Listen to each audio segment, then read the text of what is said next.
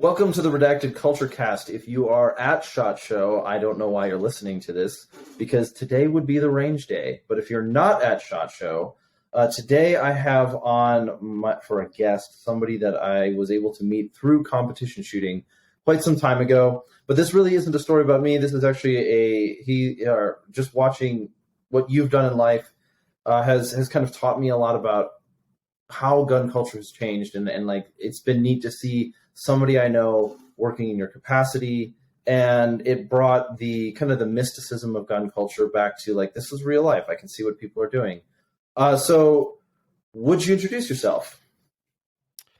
My name's Adam Maxwell. I'm like Forrest said, I'm a professional shooter. Concentrate on the sport of 3-gun, but also USPSA and action pistol, which started out as a hobby, and I was actually in the agriculture industry, and then series of events found myself working at a gun shop for something to do, and then that escalated quickly, and one day my friends at Vortex Optics recruited me to apply for a position there, and that's where I currently am now. So for the last 5 years, I've been at Vortex Optics headquarters. I started as a customer care specialist, moved into consumer sales, and now focus on law enforcement and military customers as part of the MilLE sales team. So they didn't hire you to be the 3-gun competition advocate for Vortex. That is correct. Yeah, it was an attraction, and Vortex is very. They take their culture very seriously, both outwardly as a brand and inside the company. So they like people who are passionate about the brand already, and especially at the customer facing level, they want people who are already passionate users. So that was a good fit at the time. And yeah, some of that expertise that I had just from being a quote unquote high level end user was attractive at the time. And then I was a culture fit. So I was at that stage in my life too. I'm in my late 20s, early 30s, single, don't have a house, anything like that. So it was easy for me to relocate. So it just kind of makes you a prime candidate. I jokingly say we kind of have a little bit of a Minnesota insurgency. One of our friends got the job there, and every time they need somebody, he's like, "Do you know a guy?" And he always knew a guy. So there's been about 5 of us that have come down, and we're in various parts of the company now. But moving east to warmer country. It's amazing. Moving south for sure. I like winter. Like, I'm a winter guy, and we definitely get less winter down here. They'll still tell you it gets however many fictitious degrees below zero, and it does sometimes. But no, winter is definitely milder in southern Wisconsin than it is near the Twin Cities in Minnesota. That's for sure. Yeah. So from the outside looking in, since before I even started competition shooting, my entire background was in like military and military-esque environments. To like meet you taught me so much about shooting competition, even though I probably didn't tell you back then. And then the next time I get introduced to you, or not introduced to you, next time we like have a series of major encounters, you're over at Vortex working in this like MilLEO side, which was kind of like world times the small circle, and I keep coming in. It kind of brought everything full on my end. So being selfish, it was like, wow, it's really good to see that I feel like I can understand you a little bit better, which probably isn't the best way to say that at all. But well, and it was cool too because when I started, you kind of are dealing with the full spectrum of customers in my entry level roles. But I always really connected with and kind of was passionate about our law enforcement and military customers. I just, the products they were using, the applications of them, I just really resonated with their needs, of what it's for, and it's got to work and all that stuff. So I was really fortunate to kind of be able to put put what I knew about the product into an application, because I selected my first career out of a actually a kind of what's what I'm looking for, kind of a debt of service, or a desire to serve. And that's kind of what attracted me to the agriculture industry. Like, the populace needs food, like just kind of that, or contribution to society. That's what I was looking for. I wanted to contribute something to society. And that's why it seemed like a noble profession, and it is. But to find the law enforcement niche of what our business does, and how we can apply it to helping those customers, applying what I've learned in competition shooting to help law enforcement customers, has been very rewarding, because at the street level, they're not experts at anything, but so they kind of need subject matter experts from various levels to kind of digest. They don't need to know everything there is to know about a tourniquet. They need to know which one they should use and how to use it. And so they kind of need people who have digested all that already.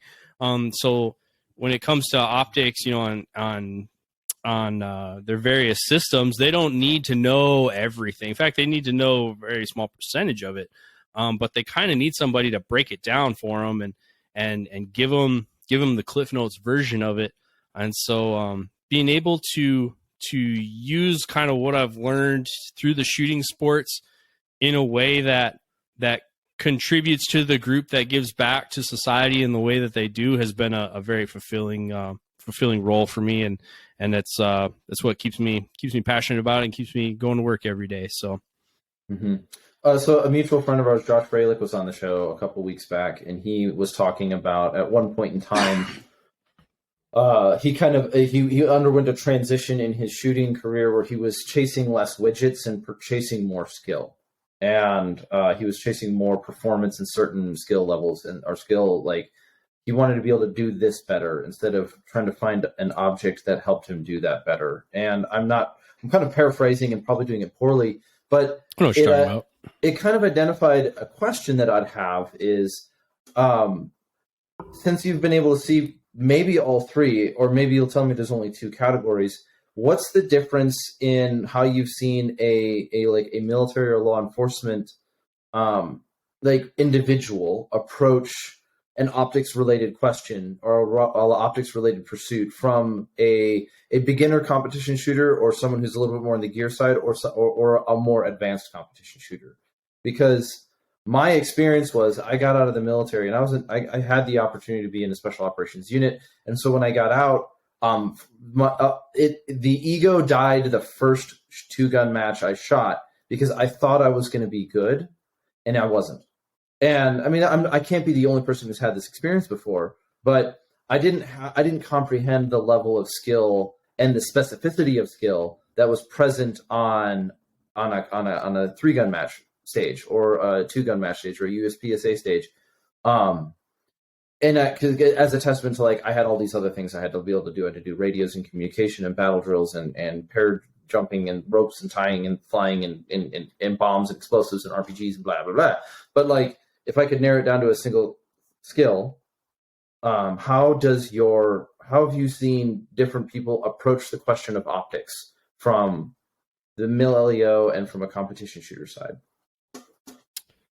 Well, I think at the optics level, it's just an accessory on a bigger system. Like some of the topics I've really delved into, trying to dig my own knowledge. Low power variable scopes is a really popular topic right now in that world.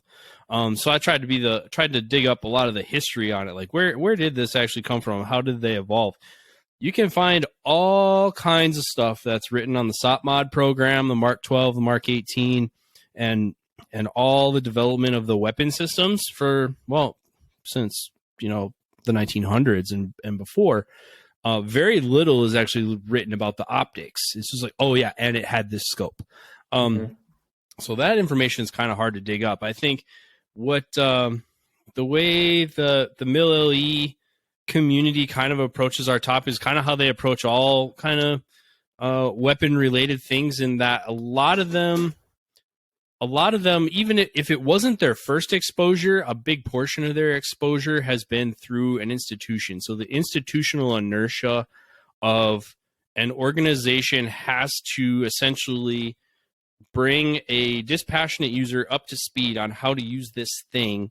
And they they do teach to the lowest common denominator. They need a certain number of these people to roll out with these weapon systems and be somewhat effective. And hopefully they're just effective enough to do their job and not get hurt. But they kind of always have to teach to that level. So they aren't necessarily interested in the best way to do it. They're interested in the way that everyone can understand and pass a qual on. And so you see a lot of institutional inertia and in how they, what people know about firearms. They know what they were taught very well. I mean, you being a primary example, you knew what the organizations you were in taught. You knew it at a very good level, but that was just taught at a level that met the standard for what they needed you to do. It wasn't necessarily you could be a very high level operator at whatever position that was, but that was just one component of it. When you go into the competition world, now you've entered a world that's essentially a test bed. So we're only interested in the best, and you can be as mediocre as you want, but it doesn't really get you a reward of any kind. So you're surrounded by a bunch of competitive people who want to be the best, and there's kind of this feeding frenzy on trying to find the best way and the best gear.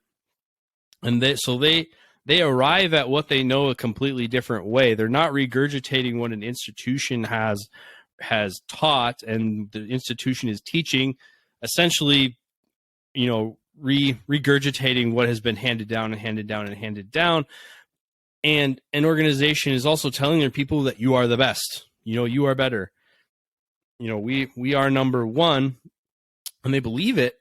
So a lot of organizations don't really have incentive to look outside their walls to see what else is evolving and happening. So a lot of them are very siloed in whatever they believe whenever a progressive individual got into a place of influence in that organization, and it festers there for a while.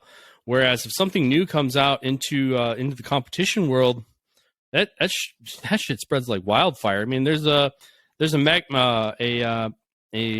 magazine pouch just came out from a company. It's basically, magnets are not new. Open face speed pouches aren't new, but this particular blend of pouch and magnet is. Well, put that thing on a clock. It's good for 1/10 or 2/10 of a second, and our game's won and lost in 2/10. Now, man, you aren't cool if you don't have the new mag pouch. You're not going to lose, but you might be giving up. You might be giving up some time that you wish you had back.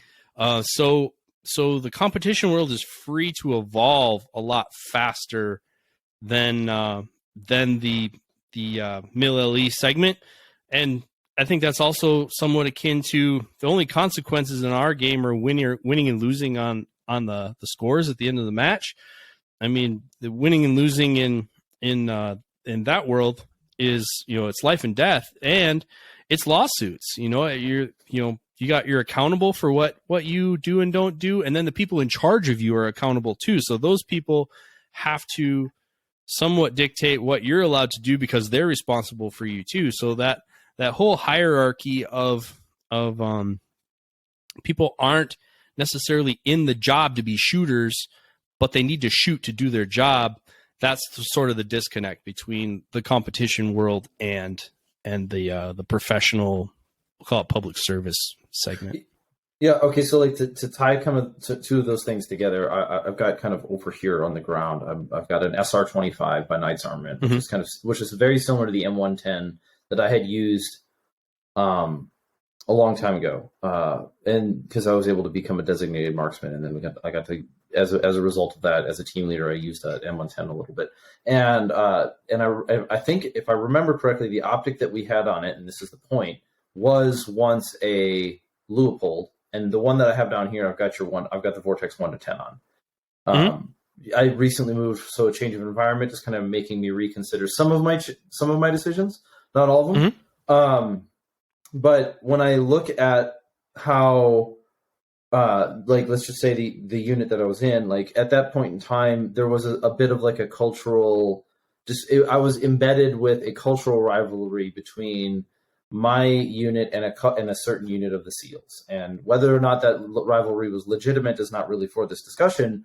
But one thing that I got out when I got out of the military and I saw was that I was actually quite envious of what the Navy had done with their special operations unit by giving them a lot more leeway, or what looked like a lot more leeway, to go out and gather more resources and bring it in, and go out and gather this idea and bring it in. And whereas at that time, I felt like what we were doing in Ranger Battalion was very, very like internal, siloed. Whatever comes down the pipeline is what is. There are no other options, especially when it came to gear. And I believe quite a bit of that has changed. And naturally, I think that has to happen. But so when I'm looking at it from like my experience in the military, or from like how I've seen sort of like government institutions address questions like optics, yes, I would absolutely agree with you that when I was in, it was all attention was on the system, not on the tool on top. And now a lot of that has changed, especially in perspective to LPVOs and ACOGs and aim points and T2s and this and that. And you just keep going on and on and on and on and on about options. It's been a very interesting dichotomy, I think, because you can kind of spin it both ways, especially if we're talking about the SOCOM sector, because on one hand, the vast majority of personnel under influence of SOCOM are special forces, and then by affiliation with them, the Rangers. So it's kind of there's kind of one category of, if the Army ain't on board, it ain't happening. Or if you want it to happen, you get the Army on board, right? Because they have the most swing. They probably have the biggest budget, per capita. But then, like, on the other hand, you talk about kind of like what you're alluding to. Well, so there's other units that had other things. Well, SEALs are a much smaller organization. And so they're also a little segment. So they can kind of go along with what SOCOM wants when it's beneficial, or if they don't like it, sometimes if a certain unit has a different role, they're like, well, that's great, but that doesn't work for us because we do something a little bit different. And depending who their advocates are and who's in charge and who's listening that day and how the budget's going and all that stuff, sometimes they can get some of that stuff done. I mean, if you look at the sidearm side of the house, well, the Army issued the M9 since the 80s. Well, Naval Special Warfare had the P226, and they had it for a long time, and it, they were kind of the only ones that got to do it because it fit their needs uniquely, until it didn't, and then when SOCOM starts moving towards, I know these details loosely, so someone listening, don't crucify me over this, but like all of a sudden, well, then Glock kind of got big influence over SOCOM as the GWAT was heating up. Well, okay, well, now it's beneficial for us to go along with it because we want Glocks. So they all have Glocks until somebody makes a decision they don't like. Well, no, maybe we'll just keep our Glocks and not do that thing that you guys are doing now. So it kind of depends in that world who's in charge and who has influence, and they can kind of spin it both ways. So it's kind of interesting to me how you can win a contract and a solicitation, and you're the one for SOCOM, but at the same time, an ODA can be deploying and they can use their GPC card, and if they all get on board and say they want something or other, they can do it. So it's kind of like both ways. It's very well. That's kind of the allure. It's about as murky as the job they do. Yeah, but that is in some part that is the allure of special operations. Where like when the big army is doing what I want to do, I will do it with the big army behind me. When the big army is doing what I don't want to do, I will grow my hair out and my beard. And like, yes, that's some of the allure of special operations. And so the question that was kind of embedded in that one was, you can look at the types of conflicts that military units are engaged in, and you can understand the trends in gear based on the environments and the mission sets. Okay, we're spending a lot of time indoors. We shorten up the barrels. We start doing this kind of stuff. All right, we start reaching, and then that changes when we move to a different theater where shots are a lot longer, and enemy or whatever we're engaged in is equipped differently. What we can the Army's trends are not simply fashion. At least we hope so. No. Whereas in competition shooting, are there trends? Do you see trends driven in competition shooting, and what drives them? Or do you think there is something that drives them? Oh, there certainly are trends because, again, I think of it kind of as that test bed. If you look at, I like motorsports, so like if you look at like the automotive industry, there's nothing about a NASCAR really that translates to the car you drive on the street. However, that is where a lot of the technology is tested and developed and sort of proven, and then it does absolutely trickle down. You won't get the same tire that they're running, but you might get a derivative of the rubber compound that they're using in development of your engine. And the same thing with lubricants and all that stuff. So, like, if we were to look at this topic in particular, just because I've researched it quite a bit, so like, how do we, on the end, very recently we got LPVOs on the military side. The Marine Corps adopted some a few years ago. A couple big SOCOM solicitations were awarded, and that's, we'll say, the late 2000 teens, in that 2015 to 2020 area. Well, that all gets traced back very specifically to 1993. So for those history buffs paying attention to what was going on in the world in 1993, that is a direct reaction to Delta's experience in Mogadishu, where they dug deep into everything they do. Probably the most tangible thing to come out of that is what we know today about combat medicine. The evolutions of modern combat medicine, direct result out of what happened in the Battle of Mogadishu. But another thing that they wanted, again, think back to it. I mean, these guys are shooting 14.5 M4s, which weren't really a standard thing at the time. They might have even still been XM something or others. But they're shooting non-standard M16s, and then they had aim point red dots on the top of them, and they were so primitive to what we would recognize as a red dot. Now they're practically duct taped on the guns.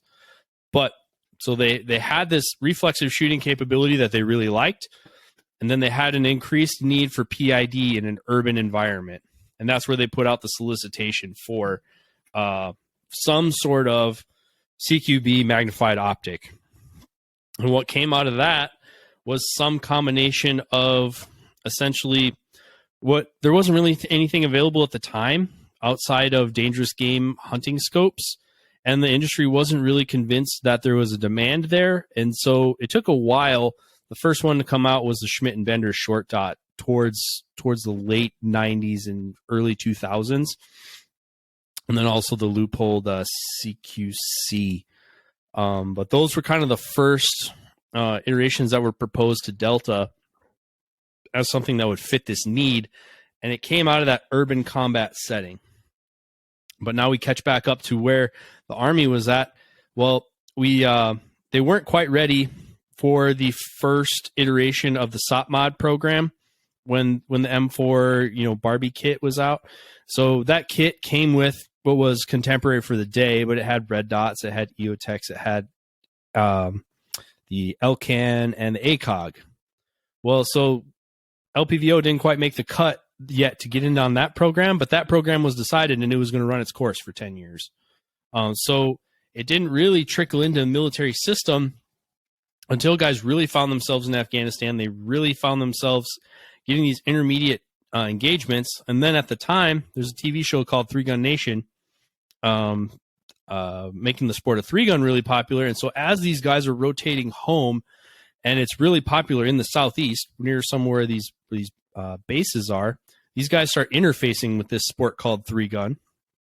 They show up with what they thought was the hot shit from what the unit gave them. They're showing up with ACOGs, red dots, whatnot, and they're getting their asses kicked by guys with these low power variable scopes.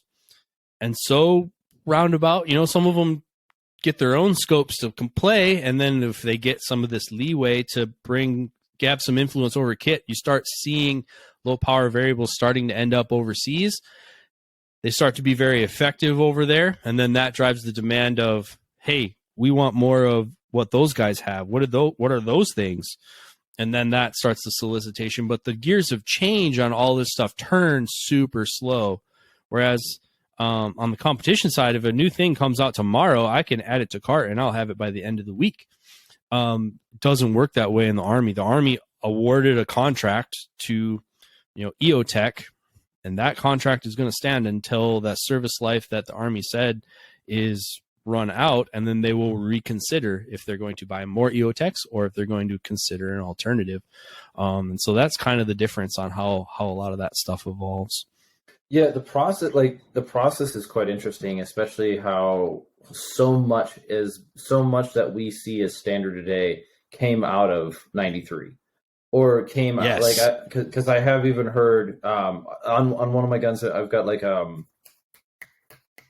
GBRS Hydra mount on it, and one of the commentaries on that was we're going back to the height. I can't remember where I heard it, but it was this reference of, I think I was probably talking about guys. It doesn't matter. It was like it's similar to or equivalent to the height that was being used in 93. For this posture and this night vision sight and all these kind of things, right? Like, well, and flat top wasn't a thing yet. You couldn't. Yeah, so they just had carrying handles. So if you want something on top, it's going to go on top of the carrying handle because this is a government issue carbine. You can't just chop that thing off there. So they were modifying the carry handle to accept an optic, which then turned into the flat top, which then turned into you can have whatever height you want, which then turned into, well, this height that we originally had was pretty sweet. Let's do that. Because there is a relationship, as you've described, between like competition shooting and the military world. There's always been a relationship between like the citizens and the civilians, and then the operations and the military and the police. There's always been this sort of symbiotic relationship, and it works best when the lines are less. I think it seems like it works best when the lines are not necessarily blurred, but understood for what they are and what they're not, right? So like it's the difference between the citizen civilian side of gun culture and the military side suffers when it's artificially exclusionary from each other. And then it also, because just even in like gear development, like, just with the LPVO as a concept, like, does it have its place? Yes. And we're not really arguing about whether it's better than something, because it's really not the point. Like, if it's better, then go put it on performance, and you can kind of to somewhat level statistically engage in that.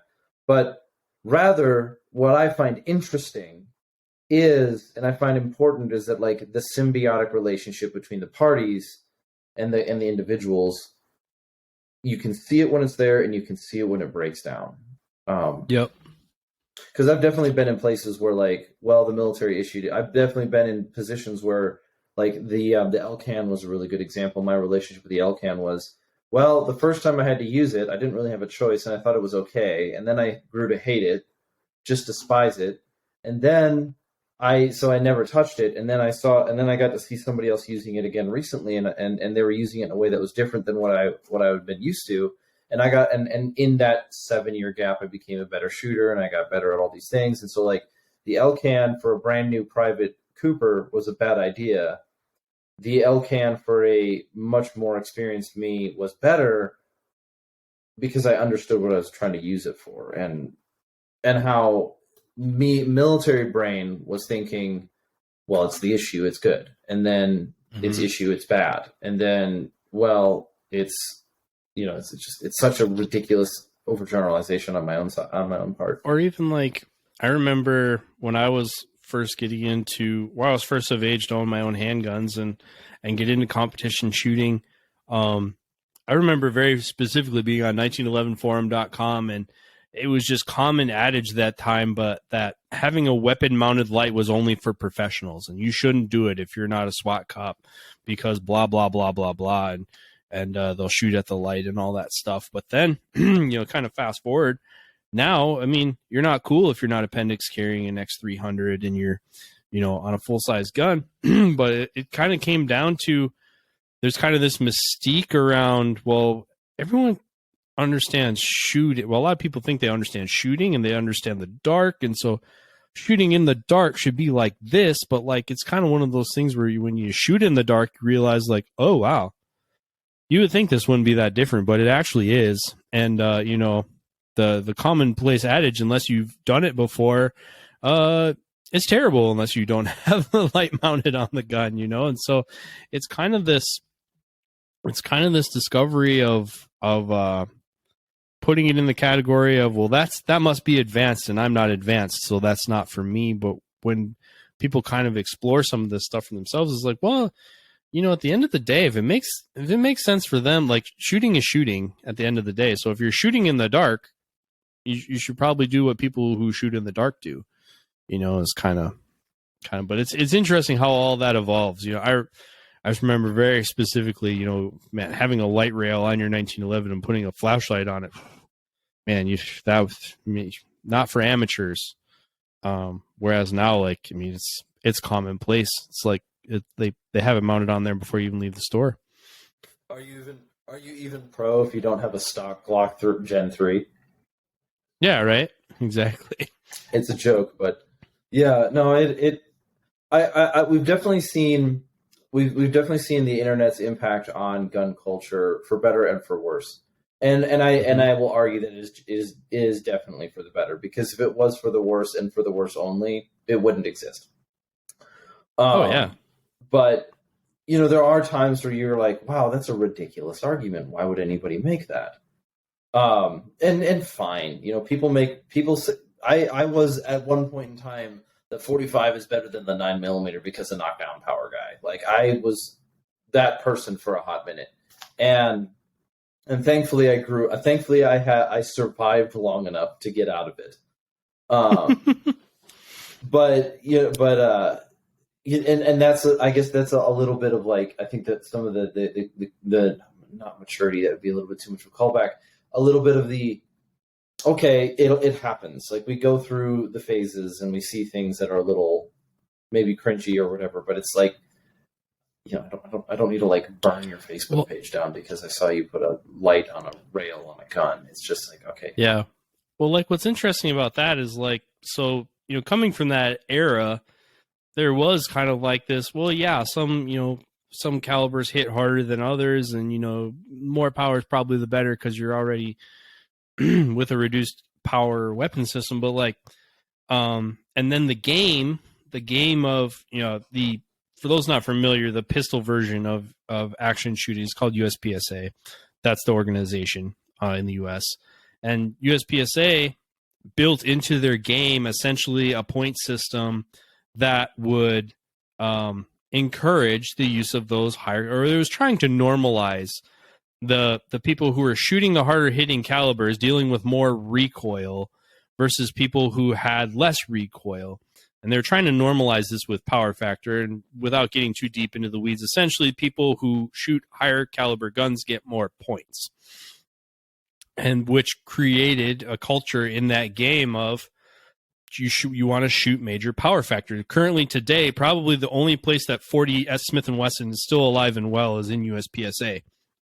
I heard because a rumor, of how they wrote the rules. This is how uninformed I am on USPSA, but I heard a rumor that they were kind of moving away from like 40 Smith & Wesson and, well, see, that's reducing that's the kind power of what's factor interesting. distinction. Yeah, because like in the meantime, the FBI said, well, the ballistics around shooting 40 and 45 hasn't withstood the test of time and kind of aged like milk. And so as by and large, people want to shoot 9mm, and the professionals and the professional organizations are moving towards 9mm, and the industry doesn't have much support for anything other than 9mm. This game, which is very, the years of change turn slow there too. Well, power, accuracy, power, and speed are the kind of the three pillars. Well, power is one of their things. They're like, we're built upon, one of our pillars is power. We got to keep this in here. But at the same time, a contemporary look is like, well, what they're doing, the reason that it was protected in the first place doesn't really still exist. And a sport that's already expensive is kind of made artificially more expensive if you encourage people to shoot these obscure calibers. So why are we really doing it if the goal is to get people participating in the shooting sports? Why are we encouraging them to shoot these obscure calibers?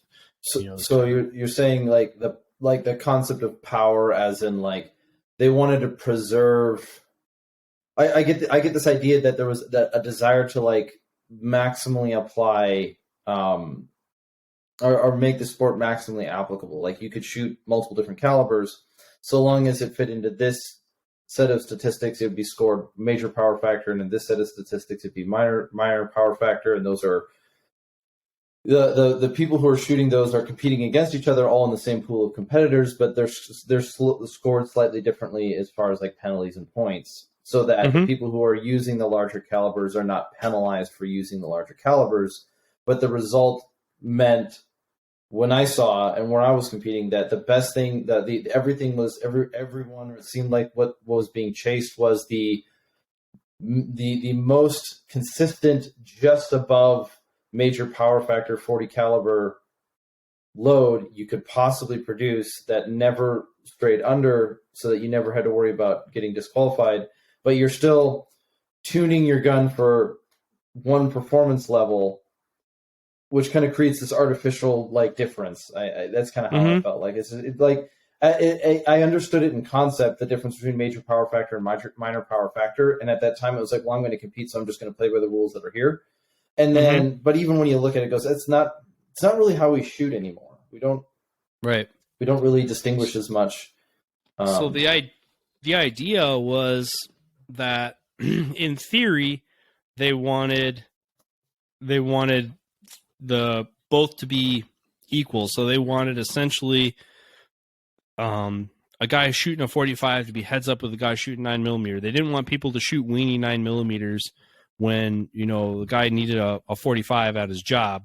And at the same time, they essentially wanted to define a power floor, so that a guy who was competing with factory ammunition was competitive with somebody who was hand loading.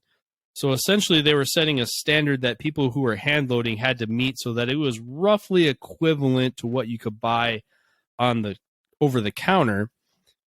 But the target on what over the counter is a moving target even to this day. And so they wanted to it was determined that it was more bad for someone to buy factory ammunition, show up to a match, and not make their power factor. But what they got on the flip side of that is people who are hand loading can absolutely go right down to the minimum and stay there pretty comfortably. So it's kind of more fair than it would have been, but kind of like anything, where you set the benchmark has a lot of influence over that. So they essentially, that game is scored on points per second. So there's 3 zones on the target. They each have a different point value. The way they gave those the point values, they gave a slight edge to the people shooting the higher power calibers. So that tipped the scale towards it's a competitive advantage to shoot the higher caliber. And then the industry essentially, you know, not really catering specifically to our sport, the industry kind of hovers above the power floor somewhere. They're above it, but they're above it, you know, varying amounts, whereas people who are hand loading can be very precisely at a certain level. So it is pretty common for somebody to hand load and get right to that level and really tune their recoil impulse to what they want. Between the cartridge, or between the load that they're shooting and the recoil spring in their gun, you can pretty much dial it into whatever you want and be right as close as you dare to that minimum. Yeah, and I remember those days too, because it was like, okay, you got to get chronoed at a major match, and suddenly you're like, oh, you know, now you're sweating, even though you gave yourself a 5% or a 2%, whatever, error, or like margin of error, and you're like, oh gosh, if it's too low, I get scored as minor power factor, and then my shots don't count as much, and yet I have to deal with the recoil and the blah blah blah. But then you can also, like, you could it's an interesting one that I'm trying to think about too, because like, just when it comes to like the rotation of trends and things that we think are interesting and are exciting, it's like the Cerakote trend was a thing, and then and so like 1 year it's black guns, next year it's Cerakote, next year it's rattle can, then it goes back to black guns, and you can kind of like enjoy the aesthetic. I'm saying that that's like an enjoyable rotation of trends. Like it's fun, it's funny. I don't take it too seriously. But when it comes to like trends in military equipment, I can at least make a logical connection between what is commonly being used and the environment and mission set that it's being used in. In competition, the only thing that I would want to see only as the trend, or I'd expect only to be able to be the only thing that would be able to be the trend, is whatever is giving you that teeny little bit of edge. But then it raises a question: are there trends that come and go in the competition scene that don't actually correlate to some sort of mechanical advantage? It's simply that everyone's doing it. So then they start building stages to kind of fit the thing. Like maybe it's quad loading, or maybe it's, because I would say, like, maybe I'll put it this way: quad loading seems to be like a thing that's going to stay at least for a while. Like I couldn't imagine I can't think of right now a new technique that's faster to reload a shotgun than quad loading. Now, could one come about? Sure, but I'm not shooting competition right now, and I'm not shooting competition with a shotgun right now, so I'm not gonna try to even consider predicting that. But I could look at this magnet gig, and the magnet gig with it's like a combination holster with like a magnet piece. That makes sense as like as a on the one side as like a value, like an added value for point, or like 0.2 seconds. Which only applies to a certain group of people, but people who are not in that group, in that echelon, are also going to pick that stuff up, because being able to practice with it, practicing with the same gear repeatedly, improves performance. That helps you get into that top tier, I think. Now the question is, what about trends that are not related to performance? Or no, they are related to performance, but they don't have. We're not talking about like, oh well, if USPSA were to get rid of the power factor, everyone would drop down to 9mm. That's a situation driven trend, and where have you seen non-situation developed trends within competition shooting? Well, what I think is interesting about this, especially in the shooting space, but I think in any professional sport, competing at the best shooter doesn't win the match. The best competitor wins the match. And a lot of times, if the best competitor is also the best shooter, you're looking at someone who's going to dominate for a while. But competition is the execution on demand under pressure. And in our sport specifically, the best analogy I've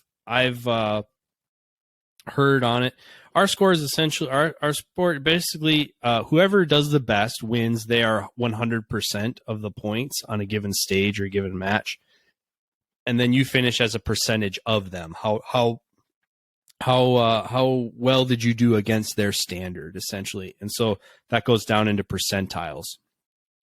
And the higher percentile of finish that you're shooting for, that's roughly equivalent to how important the mental component is of your game. So if you're trying to shoot at the 90th percentile or the 95th percentile of the match, you're probably playing a game that's 90 to 95% in your head, because you already know the skills. You already have the hard goods on execution. You know how to orient your gun towards a target, press the trigger without moving it. But putting it all together and be able to do that on demand at a very precise level, that's mental execution. And having control over that is really what separates people at the top of the game from the middle of the pack. So having the right gear will get you to a point, because having the wrong gear is in your way. But at some point, really, master any gear that you wanted to. Like the rifle that you showed up with when you started shooting 3-gun was not contemporary for the day of what people were shooting at that time.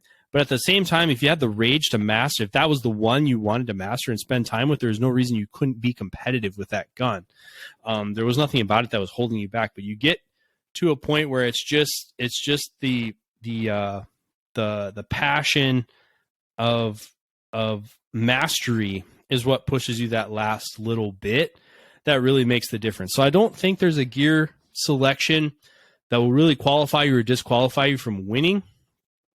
But at the same time, those people who spend that much amount of time with a gun, like right now, I'm trying to achieve master class in carry optics in USPSA. So the gun I chose to do that with is the CZ Shadow. Now that's one of the popular ones, and it's a very successful one. But there's no reason you couldn't be successful with any other gun. But the amount of time you have to spend with that gun to master it at that level, you're going to be pretty intimate with it for a pretty long time. So you might as well like the one you picked. You know, it's kind of like picking a significant other, right? Like you got to like a lot about them to spend that much time with them. And so you got to kind of, there's an initial selection, but then a lot of people will, once they've picked a gun, now they go down the accessories rabbit hole. They want grips, they want triggers, they want different recoil springs, they want this and that and widgets. And you can widget these things all the live long day to the point where your $1,500 CZ is now a $2,500 gun. And it's like, where did all that money go? Would a person finish significantly better with that gun because they made those modifications? Maybe, if it contributed to their confidence, but it's their confidence that got them over the finish line. Flip side of that, though, now I've spent hundreds of hours with this gun in my hand. I've shot, I've only had it for a few months. I've shot several thousand rounds through it. It's starting to be like, this trigger just bugs me. There's nothing wrong with it. It just bugs me. And so it's like, well, if so much of my life is spent with this gun in my hand and I could spend $50 and change this trigger, but that $50 starts to look really appealing. It's not necessarily going to get me a score advantage other than I'm going to enjoy it more and be more passionate about spending that time with it, because spending the time with it is really what gets down to the I know what to do and I've done it a bunch. So when it's time to execute, I'm just doing the same thing that I've done thousands and thousands and thousands of times. And so if that modification of a gear, that gear selection is what gets you to that point, it's high value.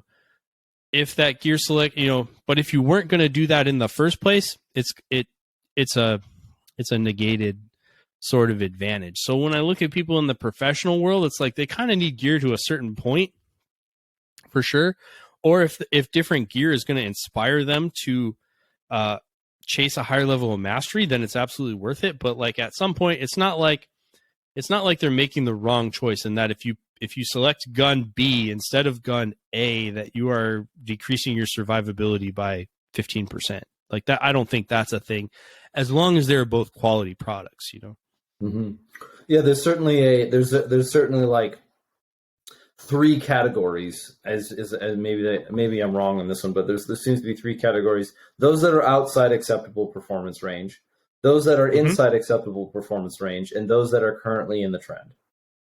And so like, I think an example of it would have been, I had a Remington Versamax shotgun at the time, which was a little bit heavier and it had a different gas operation system.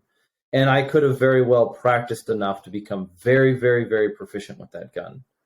There were times that and at the time the Benelli, the Benelli M2 or whichever the Benelli it was like the gun at the time. And so I was, there were times where I was kicking myself, saying I shouldn't have bought this gun, I should have bought that gun. But that mentality was really just me saying, you're not going to shoot competition that much longer, dude. both of those that conversation and like the when I got busier with school and just didn't have the time to put in and chose not to put in the time is the the wiser way of saying it. That's when I started second guessing my shotgun choice, and then but if I had chosen to work through it, I could have worked through becoming very, very proficient with that gun. I only became moderately proficient with it for my standards. I think it's easier to watch on like the handgun side. Like if we pick essentially the main division that people are shooting in, when I first started, people were shooting Glocks and specifically Glock 34s, right? They wanted the longer slide for the sight radius and all that stuff. And then over time, we kind of go through these phases. I mean, we're consumers at the end of the day, and the industry is selling to us. So new gun came out, M&P came out, bunch of people got M&Ps, and then what was the next one? Really, the Shadow was the next when the CZ Shadows got really popular in production division. Tons of people were shooting CZs, and then people were everyone's got CZs, but Tank Foglios were just a little bit different. So if you wanted to be a little bit different, you could get a Tank Fo. And then Carry Optics came out, so people kind of made this shift again. Well, now it was which guns are optics ready, and then this and that and the other thing. But this whole time, the people who if you still had the gun, the Glock that you were shooting with in the beginning, like those people were still relevant if they wanted to be. But like the trends of the industry, people who were consumers and they were, a lot of times what I found working in a gun store for 5 years is people a lot of times are more passionate about buying guns than they are about shooting guns. So those people were riding the wave of whatever the trend was. They'd see something, somebody would get a new something or other, and they would want one too. And they would buy it. But people who were passionate about shooting guns, some of those people that I was shooting with at that very time, at the very beginning, they're still shooting the same gun that they were, and they're at a master, grandmaster level because they were committed to it. So you'll see these trends of people who they're kind of interested in the widgets and the stuff. Like I think you got to be kind of a widgety person to like this sport anyway. But if you got a guy, and you mentioned Josh is a good example of this. Josh, obviously he likes guns enough to get into this. I wouldn't say he's necessarily a gun guy. I think he liked guns enough to find this sport, and he was looking for a competitive outlet, because I don't know how much he got into this in his show, but he was a competitive MMA fighter. Mm-hmm. And so he's kind of later in life, probably that's a sport he probably can't do very much anymore. He was looking for a competitive outlet. And so he found this sport and he latched onto, he bought the best gear you could get, and he got some pretty good stuff, and he just hung on to it and mastered it. Mm-hmm. Same thing. Another guy that we both know, Jake, he was the same way. He was a collegiate golfer, but he threw out his back, couldn't golf anymore at the level he wanted to. He found this sport, and he found it at a competitive level. So you'll find lots of people who aren't necessarily riding the wave of the industry. They are just looking for a competitive outlet. And those are the guys you got to watch out for, because they go from new guy to top of the list really quickly, and they're really hard to unseat because they have the athletic skills and they have the athletic mindset, which is really hard to catch. And a lot of people who aren't really willing to understand the athletic mindset, they'll buy a lot of gear trying to chase those guys because they think it's the stuff that they have, when the whole time they have this rock solid mindset and ability to break down things. Yeah, I think it's dangerous. Not dangerous. I think it's there's something to be said about there is value in equipment and gear and doing things, and you could even try to pull it back far enough to just the general idea of like the Second Amendment itself is like the right for people to have guns. It's like, well, it has to exist and you have to possess it for it to even be relevant. And then there's this entire other side of, well, not other side, but there's the entire like foundation upon which it's built, is that like you're trying to do something. You're trying to do something well. You're pursuing excellence in a skill set, and you want to be good at it. And sometimes I thought it was interesting that you said it a minute ago. Sometimes it's getting that widget that pushes you that keeps you sustained to getting to the next level. Like I'm paraphrasing you. I'm not, and if that's not representing, let me know. No, but that's fine. Sometimes it is as simple as like I'm shooting, I'm working on this project or this thing for something that's within gun culture, and sometimes it's like, yeah, you know what? Just adding a pouch to my belt gives me that little like, okay, I made something 1% better. I feel that, like, okay, I'm excited. I get the package open, we throw it on the belt, and they're like, it does something better. And the short case example is when we moved out here, I put a binos pouch on my combat rig, on my non-competition belt, Yep. I don't know if I can't really call it a combat belt, but you get the point, right? Yep. And because there's a 1,000-yard shot is not an unusual shot where I'm at right now. And so I was like, oh, okay, well, I want to add binos and a rangefinder because I want to expand my ability of my gear. And just buying that $65 pouch and like figuring out where I'm going to put it on my belt, moving things around and moving this one unit over and this here and dropping this and doing all of that work to get it so that it doesn't, so it rides right when I'm walking and running around. It's not bouncing. It's sitting just even, that I can get to it when I'm standing, when I'm wearing a plate carrier, when I'm in the prone.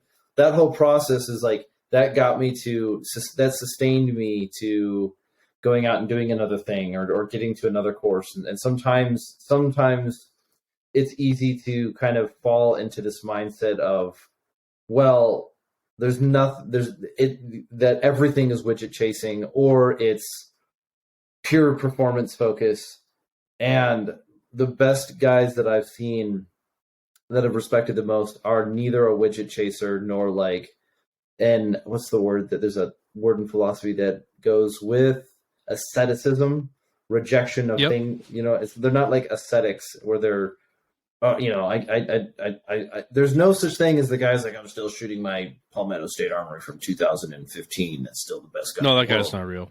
No, it's not real. But spending time with the equipment is good. But like a good example too. So I was in the sport shooting at a high level when Josh started. I think I was ROing his first match.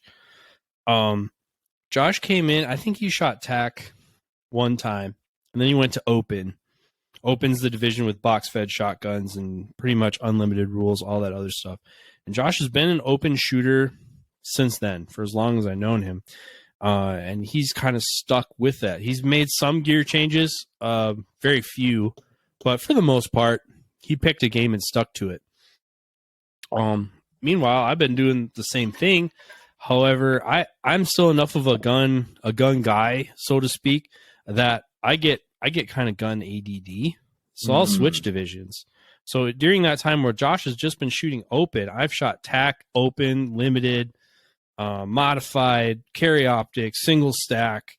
I jump around divisions to divisions, and I used to jump around week to week.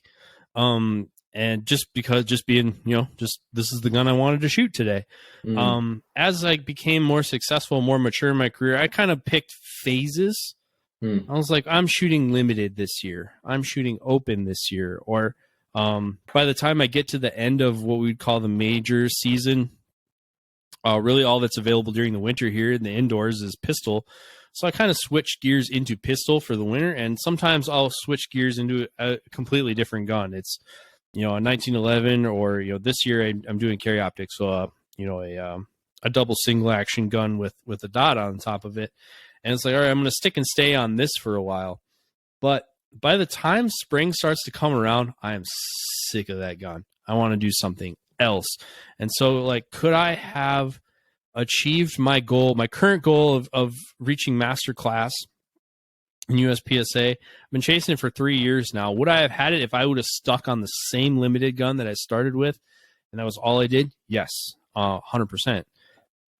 But because I changed, my game has still been elevating. My competitive prowess has been improving, but I didn't stick on one system long enough to truly master it across the board as it would have if I would have just stayed on one. So, yeah, there's kind of something to that of sticking and staying, but also, I mean, what kind of kept me competing at this level is because I enjoyed the various aspects of it. So I'm not just eating mashed potatoes every day. Like I have hash browns and French fries and potato salad and stuff like that. So that's what keeps me eating potatoes. But I enjoy all the flavors of it, which is, I think, my experience in the sport versus someone like some of these premier athletes who came in and they latched on to kind of one thing and they ran with it for a long time. So how did you get started? Like when did you start shooting competition? When did that all begin? What's the AMAX origin story? Okay. Back when I was about 12 years old, there's a TV channel called TNN. It was actually kind of a music channel at the time. And Sunday nights they would do TNN Outdoors. So they would do, a few hunting shows. I don't think any of them are still on the air, but one of them wasn't a hunting show. It was a competitive shooting show called American Shooter. And that show has reincarnated itself into Shootin' USA, which is still on the air today. But I saw IDPA, USPSA, and 3-gun for the first time on American Shooter when I was about 12 years old. And I just kind of got it in my head that was something I wanted to do. I didn't know if I would ever be any good or anything like that. It was just something I wanted to try, and it looked like fun. And kind of what I liked about hunting was the guns and the shooting part of it. It seemed like a lot of waiting around to shoot at something. So I wanted to, I was interested in that component of it, but at the time, my parents weren't, I wouldn't call them anti-gun, but they certainly weren't very, very down with handguns. They didn't want them around the house. They had, concerns of children and all that stuff getting hand. So I wasn't allowed to have a handgun. I had quote unquote rifles purchased when I was 12 to go deer hunting, but I wasn't allowed to have a handgun until I was old enough to buy my own. And so I had to wait to participate in the shooting sports until I was 21 and could buy my own. And then I started in IDPA because it was kind of a more contemporary sport at the time, or at least that was perception. And then I did a few years of IDPA, but if you hang out with IDPA long enough, there's some people like, well, if you like this, you should really try 3-gun. I'm like, what's 3-gun? And that's where they kind of explained it. And I was also at this time, I'm shooting every monthly match I can get my hands on. I have, for a 21-year-old kid, I bought a pretty expensive 1911 and some other guns, and I'm hand loading my own ammunition and everything. But I go into a gun store and I look at AR-15s and I was like, I have no interest in ever owning one of these. Ever. Just not interested. Well, they start talking about this sport called 3-gun. Well, 3-gun, it's rifle, shotgun, and pistol, and the rifle's an AR. And I was like, well, I like shotguns and pistols, and rifles must be pretty cool too, so I'll try that. And me buying my first AR-15 was really to participate in the sport of 3-gun. And of course, I bought the one that wasn't, I thought the M4 looked cool, so I bought one that looked like an M4. Come to find out, that's not what you want, and you kind of go down the road of configuring AR-15s. Here I am, we'll fast forward 15 years, and I'm kind of people actually come up to me in the office and ask me questions about ARs like I'm the AR-15 expert. And I'm like, how did I ever become the AR-15 expert? I was the guy standing at Bill's gun shop saying, I would never buy one of those. You don't need one of those. Well, the A and A Max is for AR Max, so yeah, right. Yeah, right. And I have tons of them. I've been sponsored by AR companies for most of my career. And you win tons of them off prize tables. You buy, sell, trade them all the time. This is kind of weird how that all works. But yeah, I saw it on TV. I saw it on TV on American Shooter, which is now Shooting USA. And actually, kids, never meet your heroes. I was at SHOT Show for Vortex, in the Vortex booth, and I had the chance to go up to Jim Scouten and shake his hand, and it was like, hey man, I just wanted you to know that I saw you on TV when I was 12 years old, and that is what inspired me to get into the shooting sports.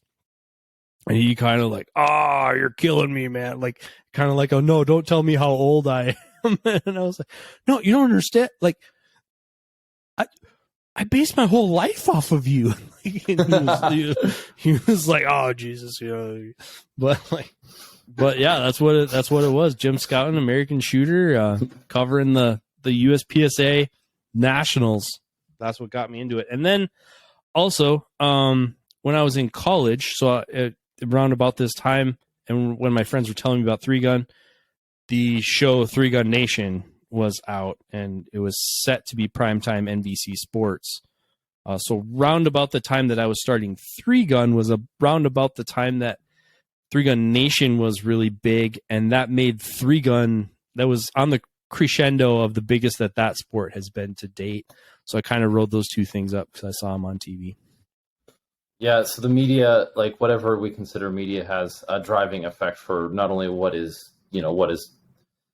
people get into, and then how you kind of transition through that. I don't know. I don't remember exactly how I discovered Three Gun. I don't know, and I don't remember is probably the better part. Like, I know it was like after the military, but sort of right after. Like, it could have actually, it probably was like, I remember on my last deployment we had we started hosting these little competitions between the guys in the squad and the platoon, and to see, like, we all wanted to get better at shooting handgun because we never really used our handguns much. And so we would start having these little competitions, and then now you're taking someone at my time who, like, the summary experience of mine with handguns were, my dad had CZs when I was a kid. My grandfather had revolvers. I'm using an M9, which I don't like. And then there's this thing called the Glock, which is ugly and made out of plastic. And you're like, but aren't you like a special operations guy? Aren't you supposed to like know this? And the answer is maybe. Like, yeah, right. And then we get out into the competition world, and like that's when the 2011 was starting to come out, and I'm like, starstruck over this. Like, oh my gosh, it's so beautiful. It shoots so good. It makes me so gooderly at the shooterling. And turns out that I just I had a lot of skill that needed to get improved.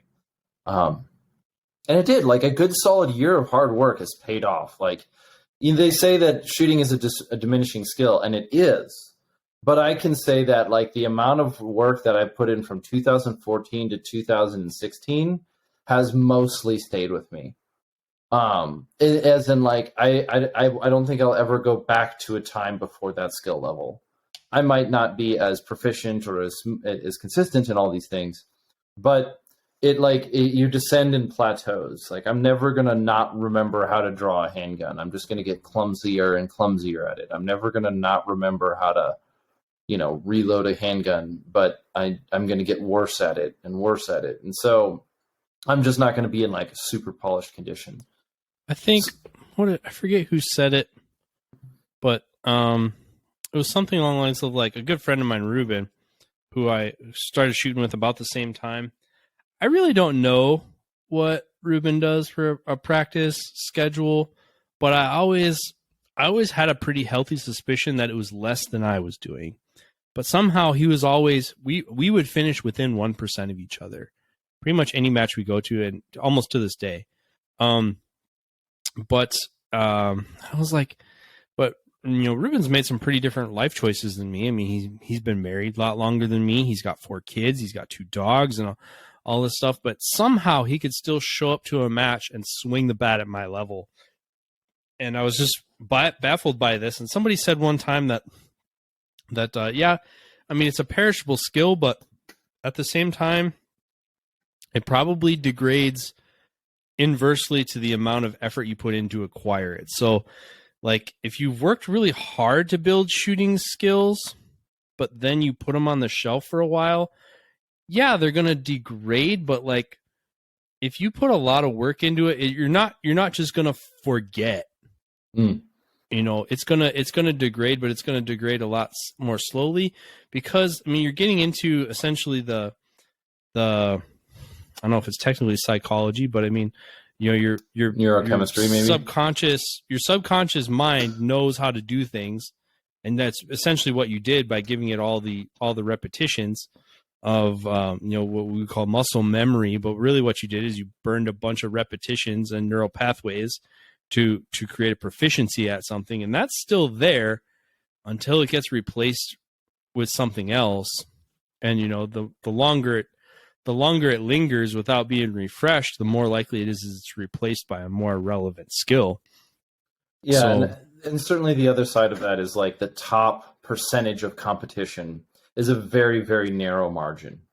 You're dealing with dealing with that. Once again, you're dealing with the Pareto distribution, where, like, you know, if I'm competing in the top 10%, I've got a lot of work just to get even to the top 5%. It might be 1 unit of work if you could divide units of work into percentages, but like 1 unit to get from 0 to 10, and then another, or from like 100, like the bottom to like the top 10%, and then that same unit of work to get from the top 10 to the top 2 or top 8%. But then that same 2 times that unit of work to get to the top 5, and then 5 times that unit of work to the top 1. So like the amount of time you have to put in. And so since the difference on that very, very top level is so small, every fraction of experience, you see, you're not looking at the broad spectrum where you're thinking, gosh, I'm so out of practice, you know, like I can't draw my handgun. It's like, I'm so out of practice, I'm 0.01 seconds slower, but you can feel it because you've been doing it for that long. And I think, and the competition level is that intense. This chair is loud. The competition level is pretty intense at that. The competition is intense at that level. So there's something to understand about it, but it still is like, you have to be performing at the top. You have to be performing at your best to even reach the top. And that takes time, dedication, and energy, and effort, and commitment, and virtues. And I think there's also like there's kind of the quadrants of people that, you know, make up the field at a match. You know, so like not being last actually isn't that hard, because more often than not, there's somebody here who's just here for a good time, you know, and you know, a lot of times it's an older person who's not necessarily at the peak of their physical game. And then there's the bulk of the people who are, you know, you really can, in some cases, like upgrade your gear and like beat that guy, you know, because you got a better widget than him. But then you kind of get up towards the top echelons, which is, I think, is what you're talking about. But at the same time, like, we got a guy here locally. I'd put him at, he's in his upper 60s, probably somewhere. I don't know if he's quite 70, but he's certainly in his 60s somewhere. You know, he's got bad knees, he's got bad hip, a lot overweight. But he got master class in open at, I think he said 55. So he knows what it feels like to shoot at that level. And at a stand and deliver stage, he can still stuff a reload and like hit the magazine on the way out. Like, his magazines collide in air because he can throw them that fast. So stand and deliver, like, he knows what to do because he burned it to the hard drive. So if he just relaxes and lets it happen, it happens. Like, the whole match stops and watches him reload because he's that quick sometimes. And but it's, you know, it's not like anything he's doing. I doubt he's even practicing now very much. I think he just shows up on a Tuesday and does it. But he did all the reps back in the day. Like, he paid rent on that skill. and he still has the residuals of it. Yeah, the glory and the glory and tragedy of youth is that by the time you're wise enough to utilize the intense amount of energy you can put out, you're usually tired. Yeah, like, right. You know, it's the you hear it all the time of like, man, I don't know if I could do what I used to do 10 years ago. And you're like, oh, I remember when I was in Ranger Battalion. I remember when I was a kid and I could do this forever. You could run forever. And now you're like, I'm tired running a mile. I'm tired running 3 miles or whatever, you know, but I guess that's just before it gets too soppy. It is just kind of how life exists, I think. If you choose, I was a soft fat kid most of my life, and I decided not to be that way anymore. There you go. I'm probably on my way to my prime right now. Well, good for you, dude. That's fantastic. But at the same time, I didn't break myself when I was younger either. Also, so. Yeah, the energy output, like I can distinctly remember the attitude of like, well, I've got to do this ruck march, so I'm just going to do this ruck march, and you're like, well, you need to do faster. Okay, I'm just going to do it faster, and you're just the next time you're doing that ruck march, you're just 1% faster because you just got to like, well, I'm not going to be last this time, or you know, I wasn't last, but I must show improvement. Now it's like, if I want to improve things, I do have to put a little bit more work into them. I do have to be like, okay, I'm going to do like 6 or 7 ruck marches this week or this month or whatever I want to do. And it's good though, because it is getting out and doing them now, getting out and doing that kind of stuff is so much more cathartic than it used to be. Where like going on a ruck march 7 years ago or 10 years ago was such a burden. And now it's sort of like, I'm just going to go for not a hike, not a walk, not a stroll, but I'm like, I'm going to go do a ruck march and it'll be like 6 miles and it'll be fun. And it is. And you're like, at the end of it, you're sweaty and your hurts, but you're like, yeah, I'm harder now. Dude, I am so much more. I'm not saying I'm in better shape, but like, I'm just quite a bit tougher than I used to be in the sense of like, it just. Me too. Oh yeah. I've been cut so many times. It's like, okay, whatever. I heal a little bit slower, but who cares, right? So, well, it's interesting to hear how you started shooting competition, because again, it's like, you know, I never stopped to ask when we got to know each other, and so trying to figure out how you get involved in this kind of stuff, is I think is a definitely like a turn in gun culture, and I think one of the things that I think has been we kind of talked about it at one point in time briefly, is just one of the things that I think is a bit of a difference, kind of a changing element in gun culture itself, is that while we still do have a great interest in the stuff and the things, we're trying to figure out as a community and as individuals and as perhaps even a country, how do we like participate more? How do we participate in whether it's like gun culture, whether it's having conversations with people that you know, or shooting more competitions, or shooting competitions you want to shoot more. So in the event of like, I don't want to master in 7 classes, I just want to grandmaster in 1. Or maybe from like a company standpoint of, you're a young kid and you're looking at what you want to specialize in because you want to go support, you want to be a part of this community or this culture. Like, I'm going to go into engineering because I know that people they need more CAD designers, or they need more these kind of things, and we need more people who can know how to run a lathe and that can do it effectively, skilled labor. And I find it interesting that there is just a little bit more, even if it's just in the periphery, a slightly distinct change in, I'm not chasing the next Block 3 clone or whatever, even though that would be fun. You're not? I'm not. I have never successfully cloned a military rifle. By the time I start working on it, I'll build it into something else. Well, here's what I think is interesting about that. Like, I kind of got into the shooting sports kind of from that boomer generation. Like, hunting was the thing, and I kind of viewed the shooting sports as the thing that hunters did when they couldn't hunt, because, you know, in Minnesota the deer season is 10 days or whatever it is. So if what you're into is hunting, well, what do you do the rest of the day? Well, shooting sports. And I kind of was looked around that. I mean, deer hunting was very traditional in my family. But like when I got more involved in the shooting sports and got involved kind of on the event promotion side of things, our club would schedule a 3-gun match opening weekend of deer season, just because it's the third Saturday of the month. That's just when we do it. And I was like, well, no one's going to show up because, it's deer opener, right?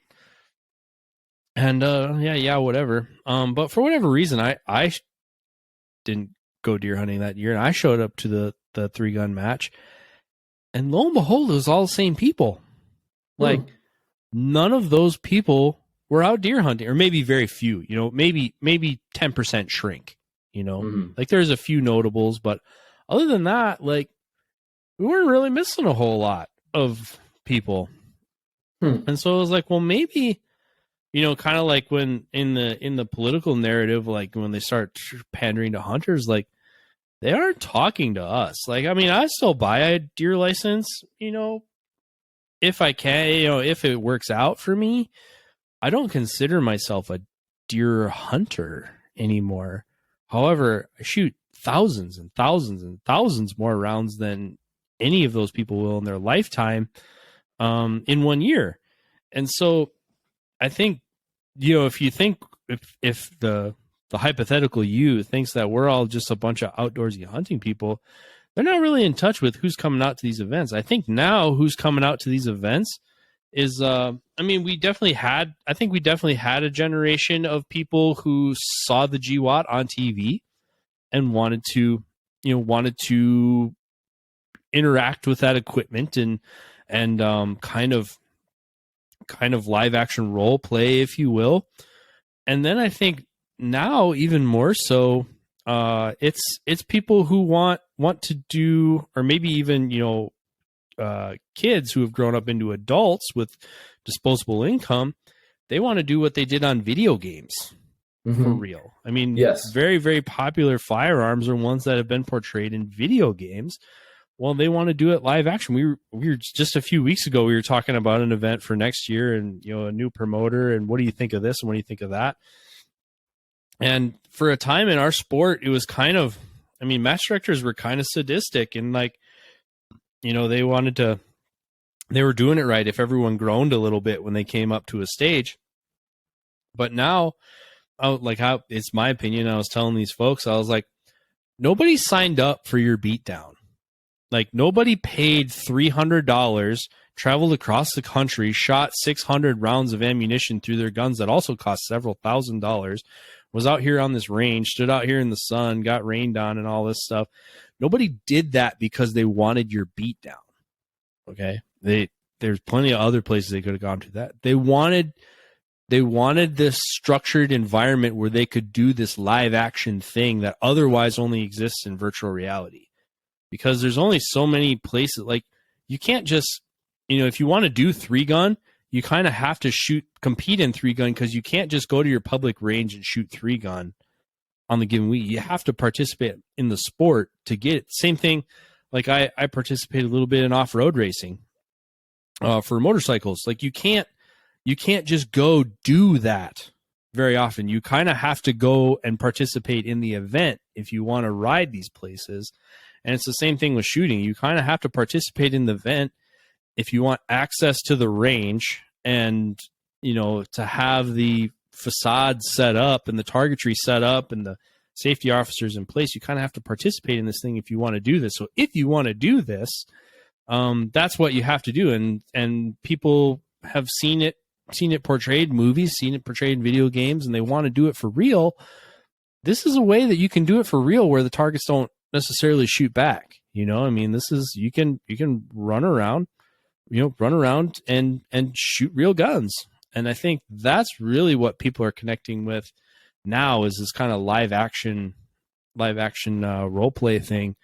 Not necessarily, taking on a part, although there's events that are doing that too. Like on the AK side, the Kalashnikov side, these things are practically Comic-Con with guns. Like, guys are dressing up in full blown, like, character period correct, outfits, and that go with the gun that they want to shoot. And there's a lot of events around that, and they dare I say, they get better turnouts than some of our national championships for 3-guns. So yeah, well, that harkens at the like it harkens at the sense of community. It sounds so cheap when I have to say it again, but like I would shoot. I'll tell you that this much.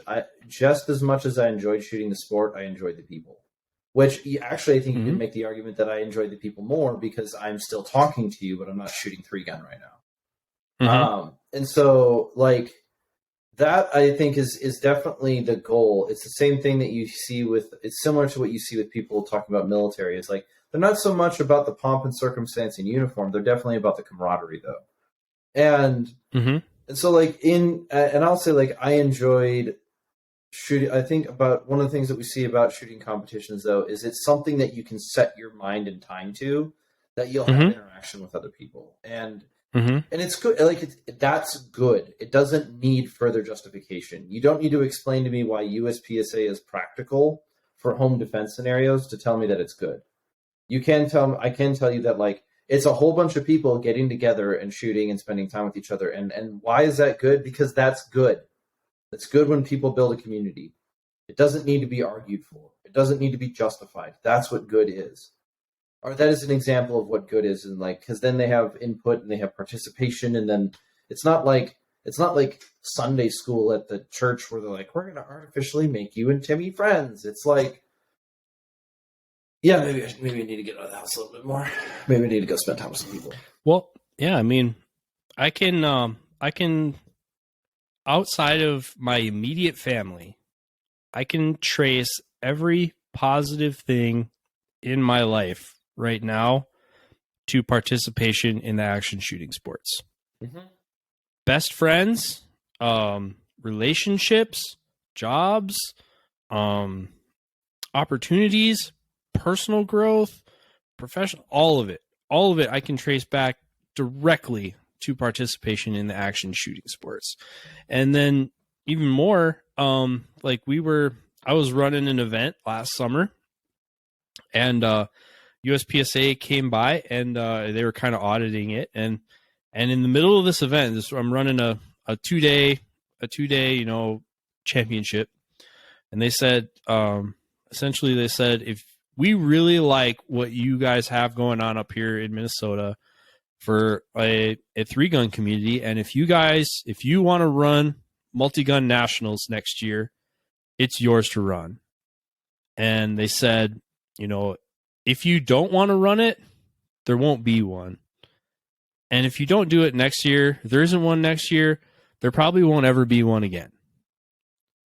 But we like the way you guys do it. We like this community. So if there's going to be another one, we want you to do it. Will you do it?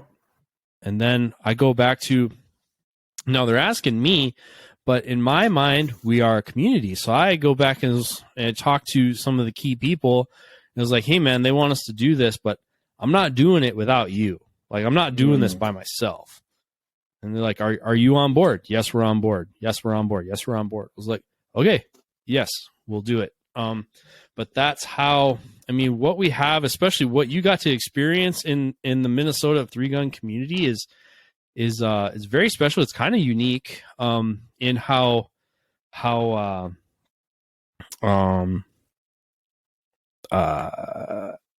deep it runs, but it's also not unique in that you kind of go throughout. I've been very fortunate to travel other places in the country, and the names are different, but the people are the same.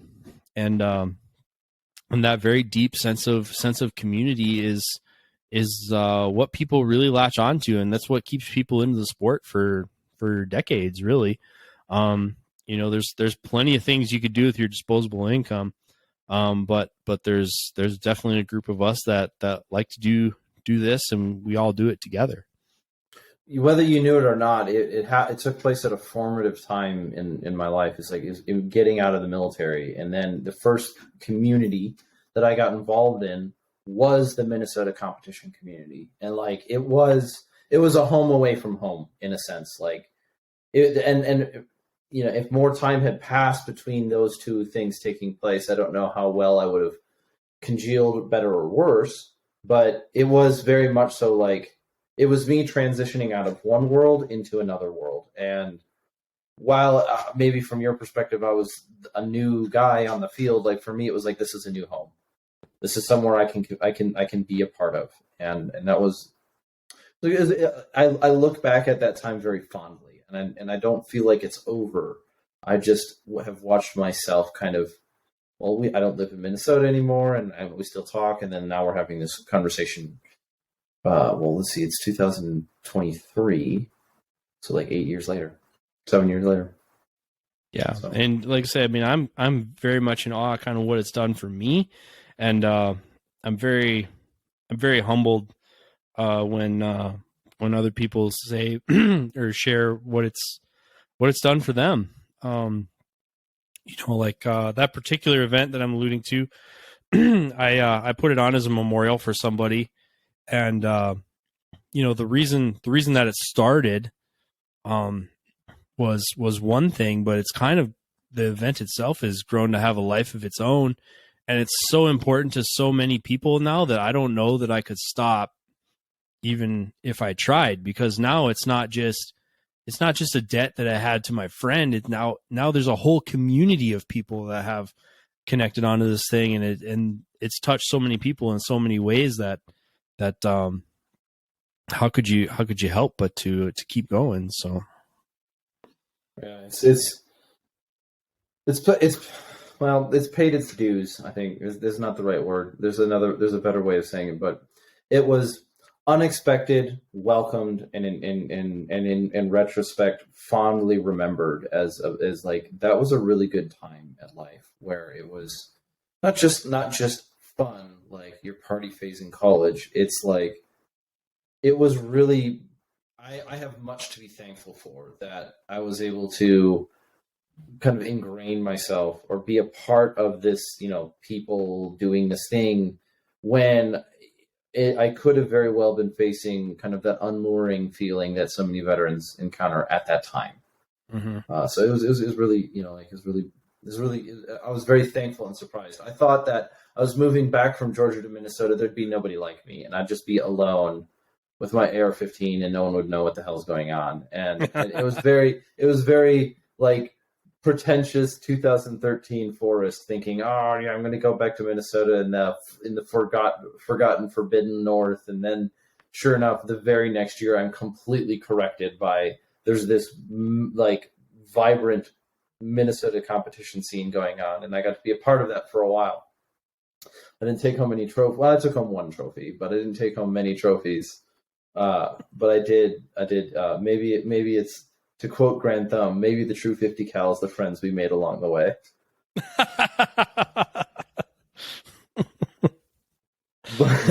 Love me some Plaid Daddy. Oh, geez, he's so good, so bad, but so good. Oh well. Let's not. So to avoid fawning, before we get too embarrassed and blush, because I'm Swedish, and that's just going to be like popping on the camera. So let's go. Let's change like perspective from like in the past, because we talked a little bit about like Vortex and how your perspective has changed on like seeing different communities and how different approaches there are to optics, and like even the development of the idea of the LPVO. Because I remember a squad leader like picking up a Schmidt and Bender at a gun shop, and he's like, or a store, or not, at a gun show one time, because we went as a squad. He was enthusiastic. And he was like, this, it was probably I don't even know what Schmidt and Bender you were talking about, but he was like, this is really expensive, but this is really cool. And I was like, I have no idea what that is, and I don't care. And then, of course, 5 years later or 3 years later, I've got an LPVO on top of a gun, and that's what I'm using. And, if I could go back and be wiser, maybe. But what about going forward? Like, what are things that you could see within like maybe optics, like how we approach optics, or we could do that one, or we could do culture as a whole, or also like even competition communities. What do you see going forward, and what are things that you would like to have done differently or been able to do now that would, like what are the things that you're looking forward to? I kind of want to look forward. It's 2023. What's going on? Looking forward, I think if you go to that cliche saying about hard men create soft times create soft men, Soft men create hard times. I think our reaction, our generation's reaction to the COVID-19 experience has exposed a softening of community. And I think it's awakened another generation to rebuild. You got firsthand look at how important community was and what happens when it's not there. And I think you're starting to see some leaders rise up and be like, that's unacceptable. And, I'm going to, if there's no one, then send me, I think is kind of where it is. So I think we have in the competition world, I think we're having a changing of the guard of generations. I think we have kind of an older guard that was in place.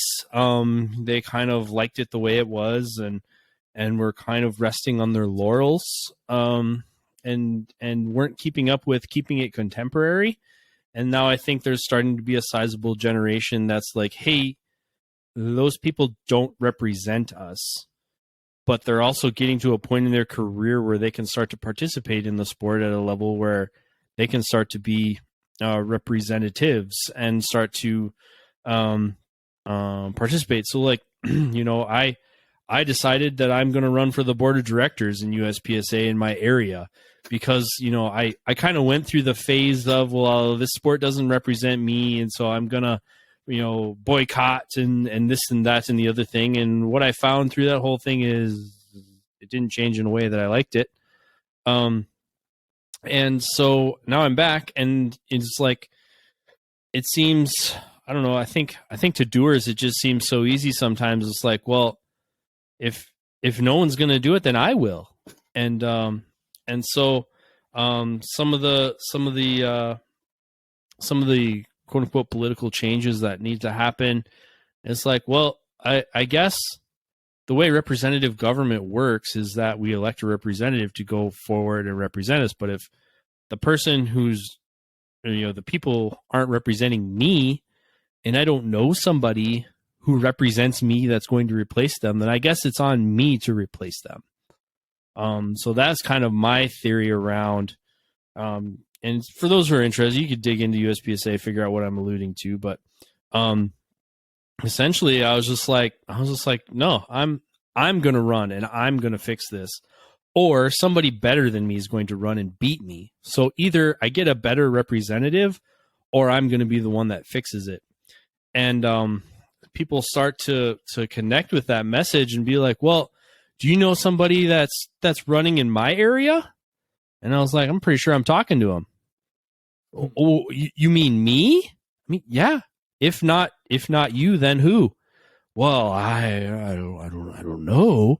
And it was like, well, hey man, I'm just saying, you either got to find somebody that represents you, or you got to get involved, because like the representative form of government, it wasn't intended to be a career.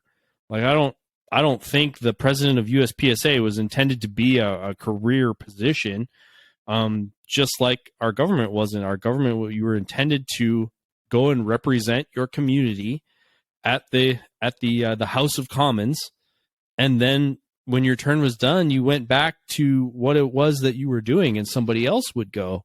And so I think that is kind of taking shape now. I think we have some people in the competition world kind of getting to a point, either in their life or their age, or they're just, maybe their interests are changing, but they're just starting to step back. I'm seeing a lot of guys who, well, so-and-so has just kind of always run the USPSA program. Well, now that person doesn't want to do it anymore. That person tries to step back, and it's like, well, he's not really going to step back. But when he does, and then there's less events, then people start to realize, oh, well, if somebody doesn't fill in and pick up that torch and run with it, there's just not going to be any matches. Well, some people are like, oh, well, I guess there's no matches. I'll buy a motorcycle. And other people are like, well, if it's between not having matches or me running matches, I guess I guess me running matches means that there will be matches, so maybe I should run some matches. And I think we're starting to see a lot of that connectivity starting to happen in our sport, and a lot of people are kind of different generations being awakened to that it's their time to take some of the responsibility and the direction for the sport and not just be along for the ride. It's not an interesting. That's such a Midwestern way of like dismissal, and I don't want to go down that road. But yeah, so you're talking about specifically within the sport, and as the microcosm of the sport is an example of the macrocosm of our government as a country. You're seeing this kind of the generation change where our generation is either choosing to volunteer and step up or kind of let the things of the past disappear when it comes to. Yeah, and I think you're seeing it everywhere. I mean, I think you're seeing it in our political advocacy groups. Mm-hmm. Who before, they were representing hunting and hunting arms, and they're not coming for your deer rifle. Well, FPC isn't about that. No, not at all. The people who are active in the industry right now, they're like, no. We're talking about AR-15s and suppressors and SBRs and things of this nature. And so if your organization is touting, well, we're not coming for your hunting guns, you're not talking to this group of people because they don't care. No, you're so far beyond relevant. No one knows. I don't know anyone who's even saying that. And it sounds like something that a young person says to an old person, but it's exactly the case. Like if you're talking about hunting rights, it's like, okay, dude, thanks, but you're like tertiary in concern right now. Yep. So, or like I live in a town of 800 people. We have a fire station and an ambulance. It was raised that we need a certain number of EMTs or they're going to shut down the ambulance. Well, if they shut down the ambulance, we have to contract another city to cover us for emergency services, and that costs 3 times as much. Ooh. So they're like, all right, we need some volunteers to go through the EMS program. Okay, well, when you put it like that, some hands were raised. I think, you can see it, in the industry, and you can see it outside the industry, but this sense of, I feel like a lot of people are being awakened to the importance and the strength of community, and how it doesn't just happen by accident. It's community. It's participation of a posse. It's not just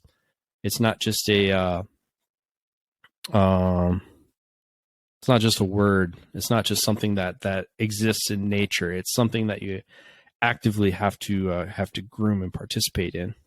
Mm-hmm. Yeah, it's like if you wanted to go even further, it's not a priori. It doesn't exist on its own. It requires constant effort and creation. Yep. The kind of the phrase that you referred to, like hard men create good times create weak men, is from. It's not directly from, but it's most commonly attributed to The Fourth Turning by Strauss Howe, like this one. And I'm just finishing the book, and so it definitely fits within a genre. But I think in a couple, in one of the upcoming guests, we're going to sit down and talk about the book in depth.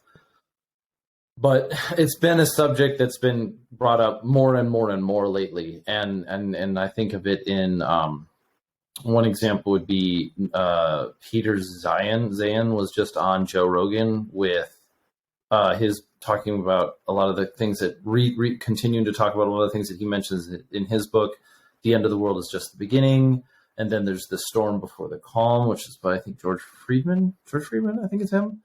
And so there's all of these kind of it fits within a genre of books. If you've read 1984, you know that there's 1984, A Clockwork Orange, Animal Farm, Ayn Rand's Atlas Shrugged, Fahrenheit 451, and these all fit within this genre of novel that sort of created its own genre of like the dystopian future kind of thing. And then there's movies, there's The Matrix, and then there's Equilibrium, and then there's the Maze Runner, and there's all these different like it all created this kind of genre.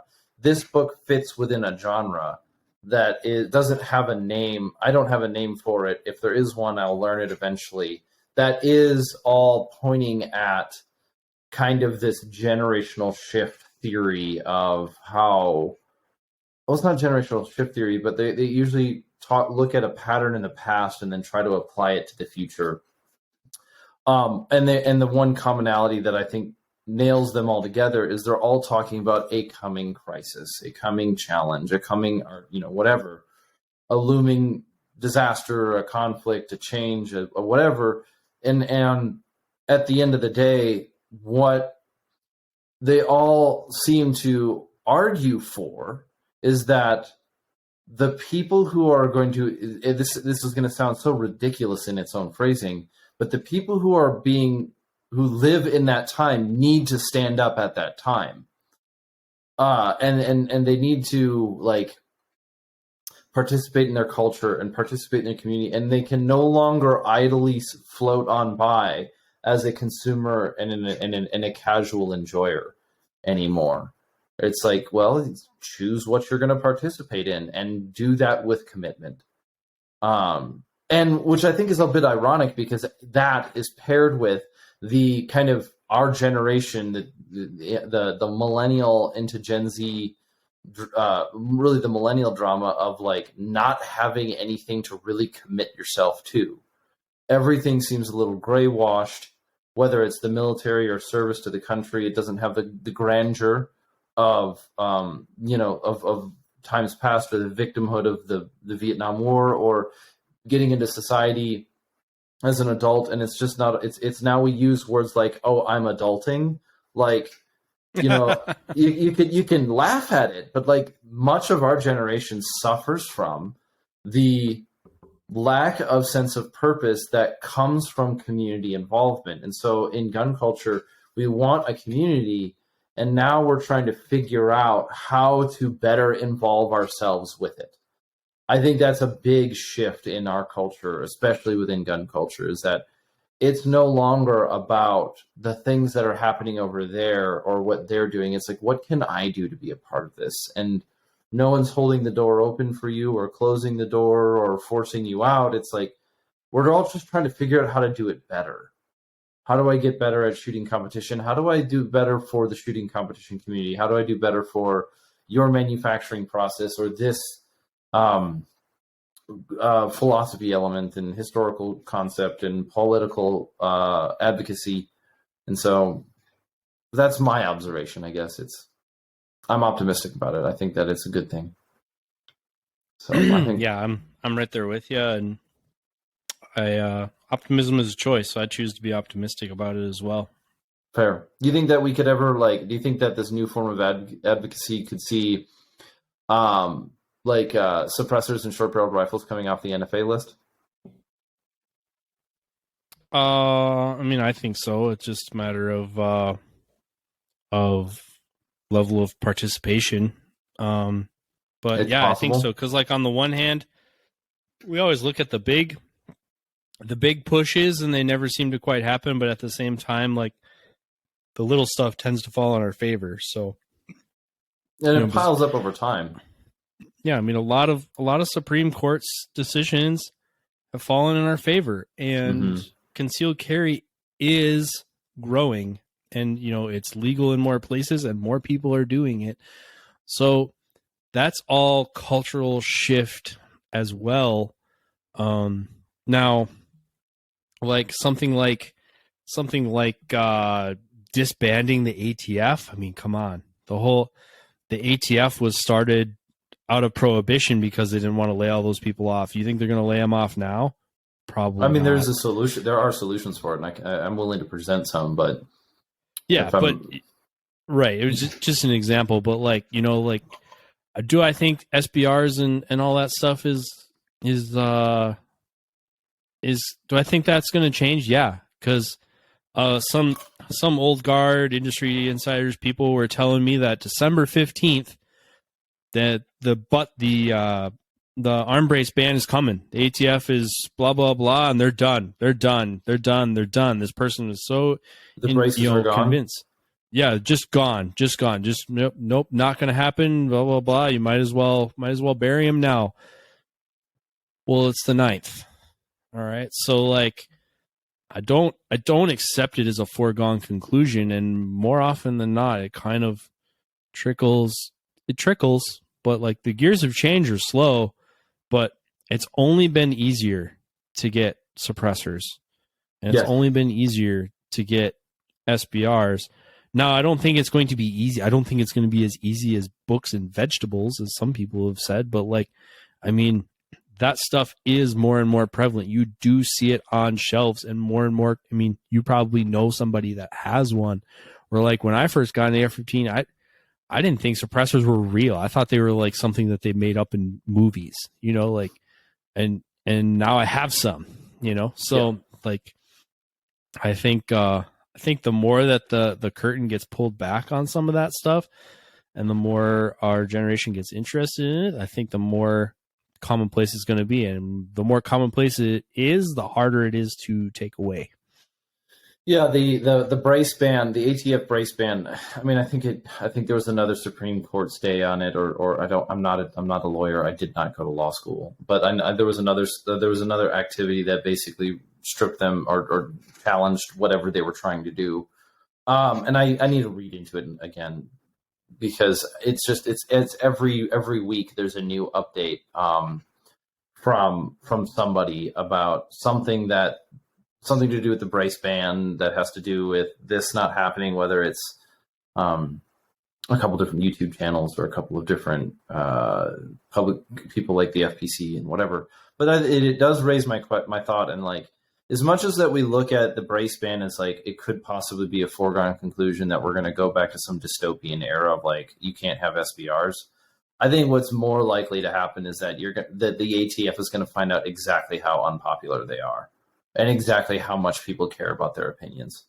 And you're going to see basically on the state level legislation preventing their involvement in enforcing whatever, you know, arguments that they have. I think it's possible. I'm not saying I'm not a professional in Tennessee law. I'm not a professional in Texas law, but it's just the issue being the redefinition of braced firearms as SBRs could very well make the concept of an SBR irrelevant. Well, identify just how irrelevant the concept of an SBR is. It's complete invented words. So, oh yeah. So then the next question would be, if tomorrow SBRs and suppressors were taken off the NFA list, completely deregulated as part of the NFA, whereas like fully automatic firearms and destructive devices stayed on the NFA, how would that change multi-gun? How would that change? How do you think that would impact multi-gun if suddenly I could bring my 7-inch AR with a stock and never have to think about it? I mean, to get louder. I mean, I think we've already seen, in spite of the challenges of owning them, I think you've seen the increased popularity of 10.5, 10.3, 11, 11.5, and 12.5 inch barrels. So I think that would only increase. I'm actually kind of, if people know me, yeah, they know that I'm the SBR guy in 3-gun. I didn't do it first, but I was kind of curious about it from some other people playing with it in the 3-Gun Nation days. But I've shot a ton of 3-gun with an 11.5 inch barrel. I went through the process to be able to do that. So I think it would get explosively popular, overnight. Because I mean, I think it's the size that makes sense, despite the obstructions and process that it takes to get them. Law enforcement agencies are choosing to use them. I mean, 11.5 and 12.5 is, well, let's say 11.5 is probably the most popular barrel length that any given AR-15 manufacturer is selling to law enforcement, unless their admin is saying, no, we don't want to do that. But like, they're trying to fit, I mean, a squad car is not a big place. So 11.5 lends itself well to that application. 11.5 lends itself well to CQB applications. 11.5 is a very, very versatile barrel length. So I think the legality of it is the only thing holding it back. Mm-hmm. I mean, how many people do you know that were waiting for the quote unquote Hearing Protection Act to go through to get a suppressor? I mean, the wolves are ready for how many suppressors would get sold if that came off the NFA list. But at the same time, I think these mass casualty events that are conveniently timed around that stuff getting momentum will also continue. You know, Yeah, there it is hasn't been something. proven, but you can connect those dots. I think there's plenty of room for suspicion, and it's not so much that maybe they happen, but it's like this thing is getting momentum. Let's go highlight an event. And a really good example of it was I was in Minnesota during the 2020 riots, and we basically, it seemed like for a couple of weeks, every other weekend we heard of some new police shooting. Or every weekend or every other weekend there was a new one, and then there was a new uproar, and there was a new fire, and a new building was burned down, and blah blah blah. But after a little bit of time, as it started cooling, it became a little bit more, let's just say, the integrity of certain people came out, and we started, even us in Minnesota, started finding out that the events in other states that were being used to continue the fervor of the rioting that was going on in the city had happened months before that any of this ever took place. And so you'd be like, oh, so like we had the initial event when George Floyd died, where everything happened. Like it was that week was kind of the first 2 days were like a little bit of like, everyone could tell that there was something weird going on, but no one really knew exactly what it was. But by the third day, it was like the city figured it out. It was a riot. Things were going to happen. And then as it started slowing down, we heard about another shooting in this state, and then it slowed down again. We heard another one in Georgia, and it's like it turns out that 2 of those had happened months prior. So the point with the whole thing in like American politics is that it's not like the burden of proof necessary to say that a mass casualty situation was orchestrated by a malicious actor with the intent of producing a political outcome is very high. The result of it, though, is, if true, that's a grave consequence. In addition to that, though, we cannot overlook the fact that disingenuous actors are highlighting events that aren't even relevant to the event that's going on now as if they were contemporary. So that's kind of where I stand on that. That's where the position that seems to stand out when it comes to like these mass casualty situations is like some of them are a little fishy. Like, well, you kind of knew that how it happened isn't exactly like, oh, that's an organic event. Example being like the Whitmer plot. That was completely inorganic. But there are other ones where it's like you're just highlighting this event because you need something to stop moving. Mm-hmm. You're just highlighting this event. You're just paying attention to this because you need something to stop moving. We're kicking your ass in the Supreme Court, so you need to win the court of public opinion. So we're going to beat this event to death that, well, when you look into it, it's not exactly like as nefarious, but there were definitely a lot of people who didn't do their basic duty. Uvalde is a really good example. And so yeah. Uvalde is not a tragedy of gun violence. It's a tragedy of the bureaucracy. So yeah, it's a tragedy on quite a few levels. Yeah, I mean, and ultimately it's a tragedy of the defund the police movement, because I mean, who wants to be the guy that goes in and shoots that kid? Nobody. I don't mean this to be sarcastically, but I know quite a few people but it's not like, oh, I want to go shoot a kid. It's the fathers of the slain. There's your answer, right? It's the people. Oh, in that, sure. In hindsight, but the people, those guys standing in the hallway didn't know that, Yeah. But they do know that they will lose their job. Their family will be dragged through the dirt, mm-hmm. and every minuscule nuance of their job will go under the microscope, and the overwhelming number of possible outcomes are bad. There's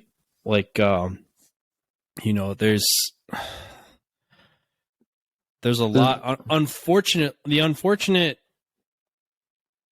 thing that I've kind of been exposed to is that we lost a lot of good officers out of the events of 2020. And a lot of the ones that there are still a lot of good ones, but there are a lot of them out there that are really just trying to hold on to a job and make it to retirement. And if they have to choose between that, their future and their family and running into a Uvalde type situation, you're going to see what unfolded there, because they don't necessarily, and it may not even be their fault. They don't necessarily have the training. A lot of those guys are just doing what they were trained to do. They were say you have a barricaded suspect. Okay, they were doing the barricaded suspect protocol. Now that was erroneous, but they said barricaded suspect, execute. That's what they were doing. And now there's all kinds of active shooter training going through the community, which is great. Fantastic. Which is great, but they're changing the paradigm on all that, Yeah, I can think of like what Chris Fettis is working on, or I think Method Endeavors has got some stuff on that too, out in my neck of the woods. And just there has been a response from like the gun culture community to say, okay, we are going to make sure that this is not a training issue, and we will figure it out. But you know who's not doing that? Government. Like, the government isn't like, sure, the government might be hiring some of these people after they've already volunteered, but it's like the government is not going to save you. It's not going to solve the problem. If you want your school to be a better location, you have to do it yourself. If you want your church, that's true, but also I would say there's plenty of professionals out there who don't like the implication and are trying to make sure it doesn't happen on their watch. There is, especially in Texas, there's a ton of active shooter training going on right now for anyone who can teach it, and any departments that can afford it. They're doing it. So unfortunately it's reactionary, which is just kind of how society works. But like, we were talking about flying with guns the other day and the TSA stuff. And, it's pretty easy to just paint them as jerks and all that stuff, and they're just trying to mess with you and all this and this. But somebody had the insight. It was like, you think about it, 1911 happened, or 9/11 happened because, in part because of lax security. And so the marching orders for all those people is, don't ever let that happen again on your watch. So while nobody really, goes into third grade and says that they want to be a TSA agent when they grow up, like when those people have their meetings on Monday, they're saying, hey, not on our watch. We got to try the best we can to make sure that this policy is being upheld. And they're doing it, for the most part, I think they're just doing it to the best of their ability. Now, the execution on that is oftentimes lame, but like at the end of the day, and this is kind of a thing we have where I work at Vortex, is internally we are always supposed to assume positive intent. So even if someone seems adversarial to you, you're always supposed to assume positive intent. So, on one hand, you got the government machine that's like, this and this. But on the other hand, it's like there are good people in there and they're trying to do the right thing. And so you have this ebb and flow back and forth. Mm-hmm. And there are people trying to do good things in there. It's just, unfortunately, these types of incidences expose some of that.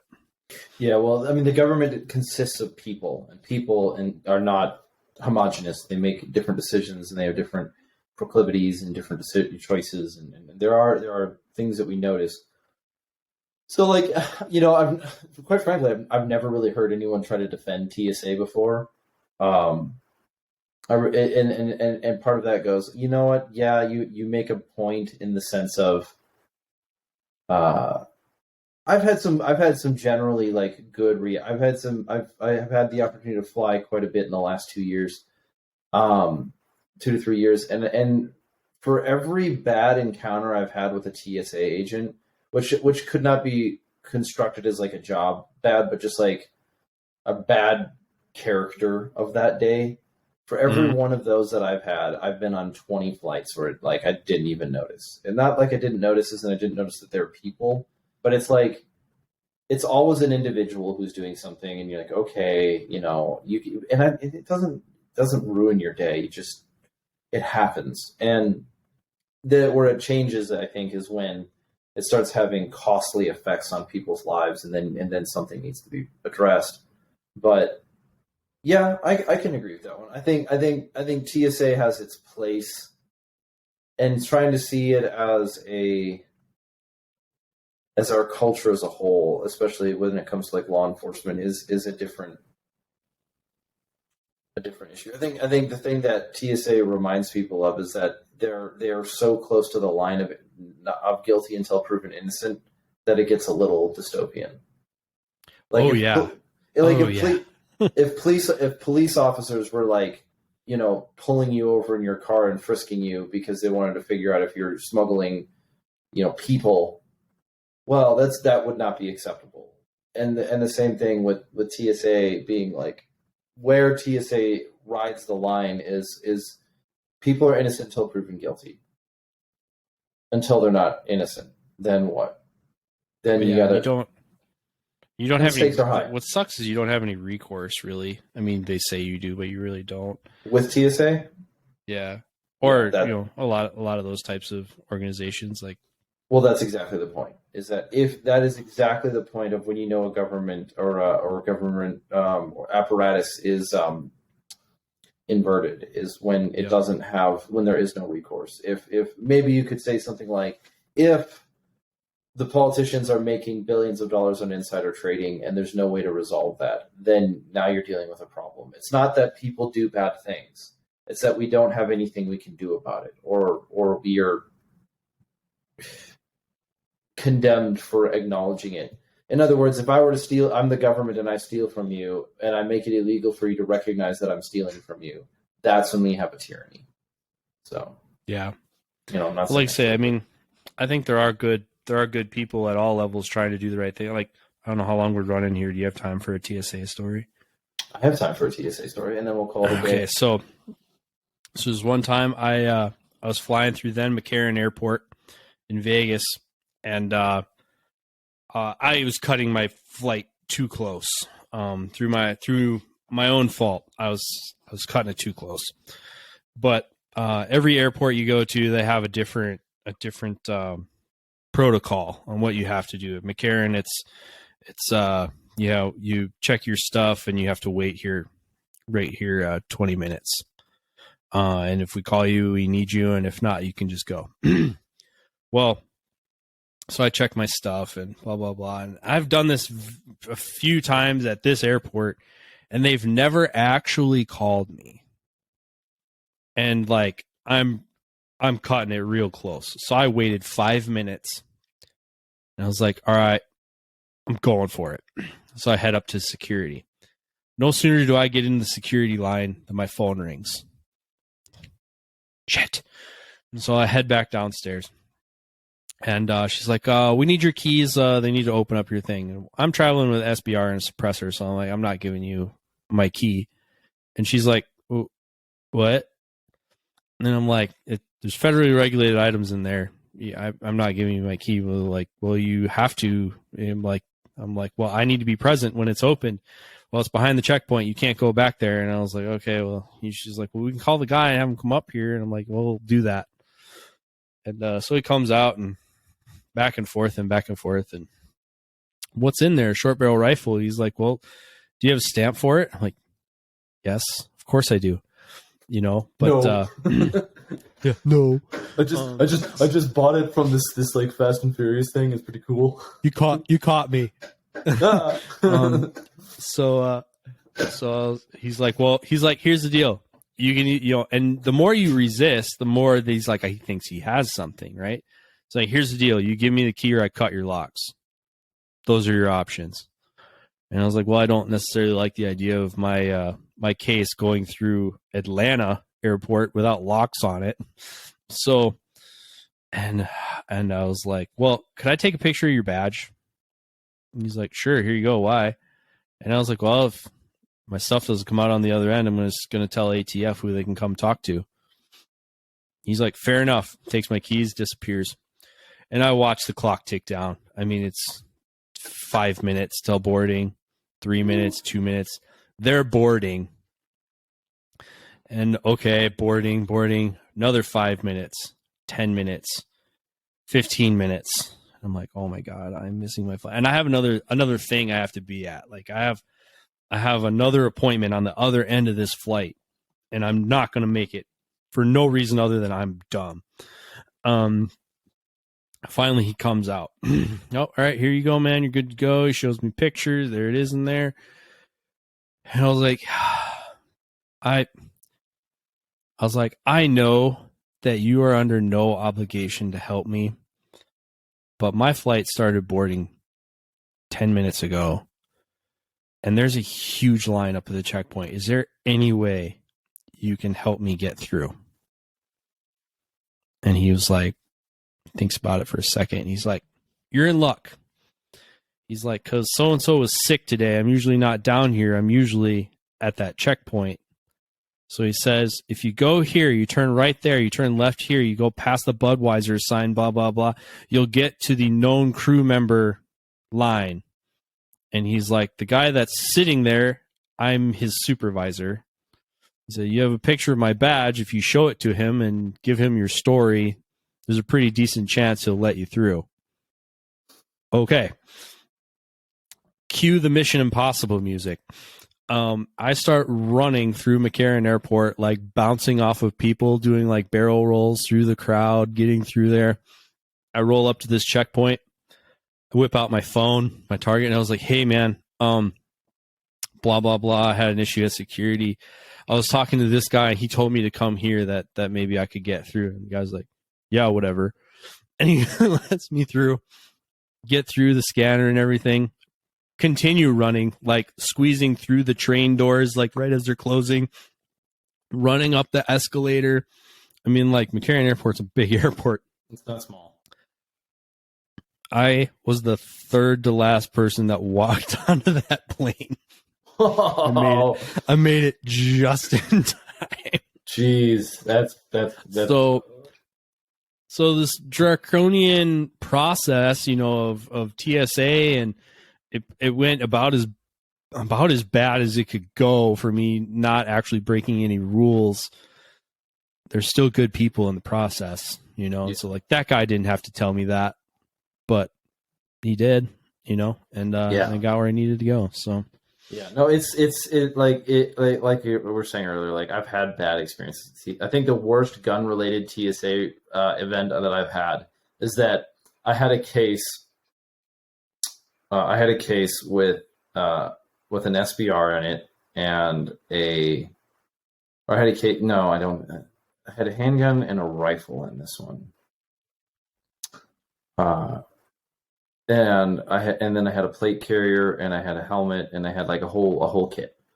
And we get to our destination and they lost my case, the whole box, and it's just really with a suppressor too. And I'm just sitting here going, oh.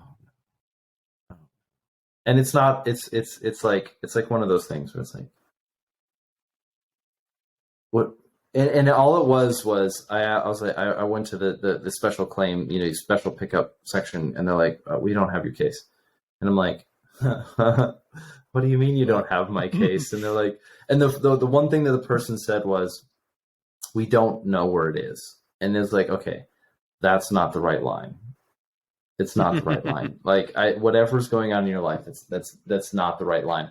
And it ended up being resolved. The whole thing was resolved, but it was resolved uncomfortably because it was like, what do you mean you don't have my stuff? You don't know where it is. What do you mean you don't know where it is? It's lost. What do you mean you lost the one case with the, you know what I mean? And it's just like the escalation goes. And they're like, well, technically it has to be lost for 12 hours before we can say anything about it. And I'm like, there's guns in it. And immediately it was like, okay, then they found it. Like 3 minutes later, they found it. And like, okay, it just was on the next flight. They didn't get it on there, and it'll be here. And I'm like, well, I need to be somewhere. Well, we'll get it to you. Well, you can either wait for it, or we can mail it to you. Or they and I'm like, well, no, you will get it to me in the next flight. And they're like, oh yeah. And so because they were gonna like reroute it through a series of flights, and it wasn't gonna get to me for like 12 hours, and I was on a work trip, so it's not like I could do that. So it's like, and so they're like, oh wait, we found a flight. It'll be here in 3 hours. And so I went and grabbed food and came back, and they gave it to me. But it was definitely one of those things where like, it's the same thing. I was at an outdoor range once, and I'm doing the normal like millennial thing, like plate carrier on rifle, shoot, run, shoot, move, like in this big open bay. There's nobody at the range but me, because I'm privileged. No, it was that time of day. And of course, I hear this rah, rah, rah, rah, yelling behind me, and I turn around. And it's an older guy. It's the RO or whatever. This is an outdoor range. No one's there, kind of thing. I didn't know anyone was in right now. I'm a member, and I've been a member for a number of years. And so he's like yelling at me, and I'm not hearing anything that he's saying. It was like, so I go over there and I talk to him, and he's like, everything that he says for the first like 30 seconds is like, what the hell are you doing? You can't do that. You can't move and shoot. Are you a member here? What's wrong with you? Blah, blah, blah, blah, blah. With your scary guy. And it was just like, okay, this is how you handle the situation. I know that this is weird to you, but you say, hi, my name is Jim. And then you shake my hand and you ask me what's going on here. And then we figure out what's going on here. And then we go and we be decent people.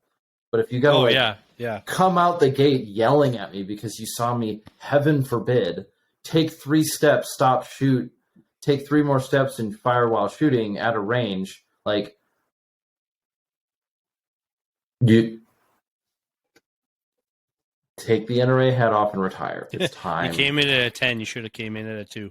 Yeah, all it was like this whole debacle, because it was like it ended up being like this 10-minute argument where like I just called the president of the club and like, hey, this guy's yelling at me, and get him on the phone, and then just leave him alone kind of thing. And sure, yeah, there's a bit of that, but it's just like, hey, Jim, this is how you should have approached this scenario. You see somebody doing something that's violently unsafe, like staring down a barrel. Yeah, you yell at them and you get their attention. But if they're doing something that makes you uncomfortable because you're functionally incompetent at shooting, maybe introduce yourself and then ask them and say, hey, remember the club rules are, if you're going to be drawing from the holster, you need to have another person at the range.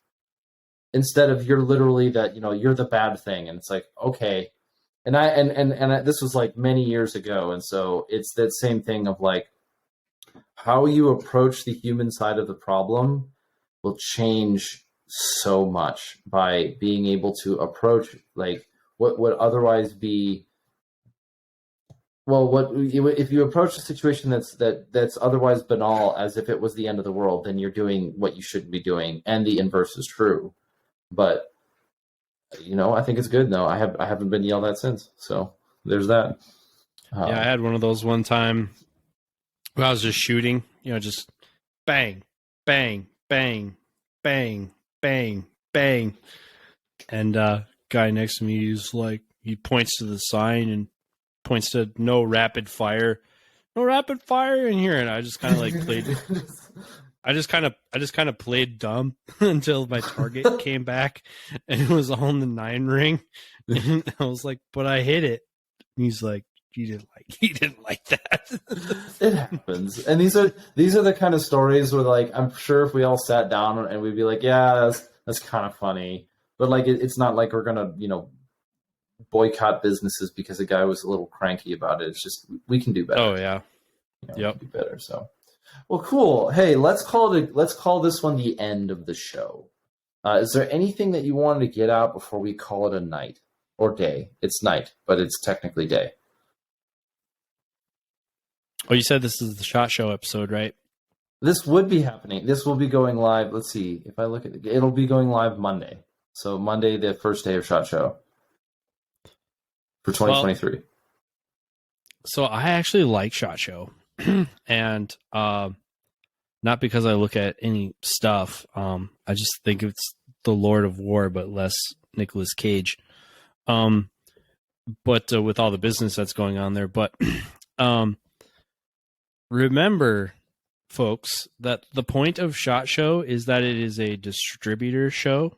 So brands are there displaying to their dealers and vendors conducting business. It's not for the social media world. So I always see all the little quippets about what happens at SHOT Show, or nothing interesting came out at SHOT Show, or it's just such a waste of money and blah blah blah.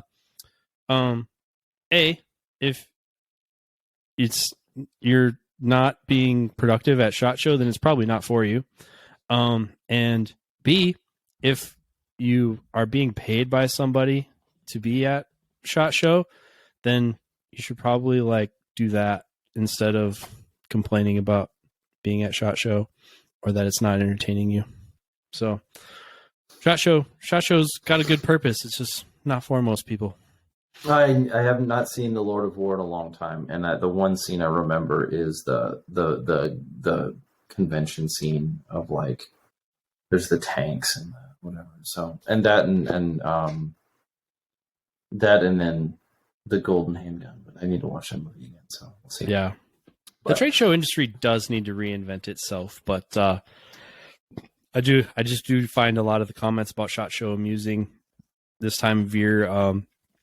By all the people who are kind of in the way of what's going on there.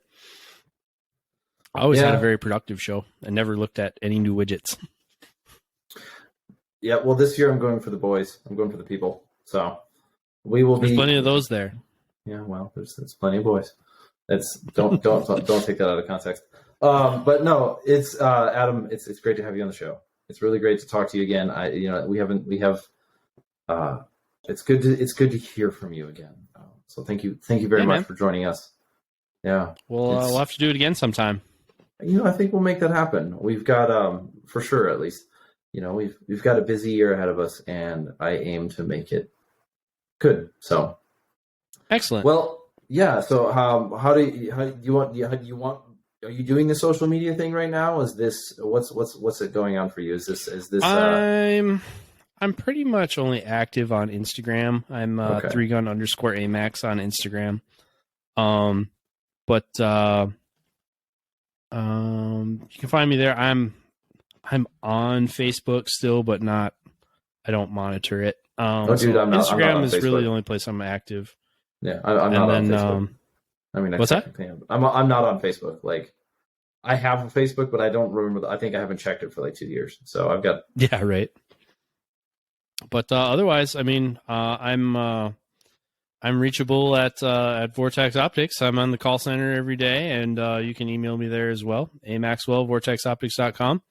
Glad to entertain any questions you may have, and you're never bothering me. So fire away, as long as it's kind of oriented in that topical direction. Okay, so if they want to find out who your barber is, the answer is no, because I'm looking for a barber.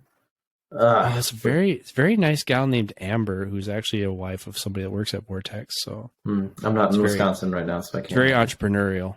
Alrighty.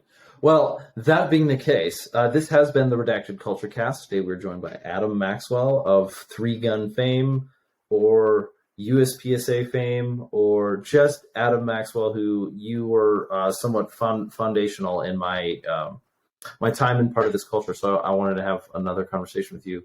So thank you very much for coming on. This has been the Redacted Culture Cast, where we are the culture. We are what's going on in our country. So thank you very much for listening.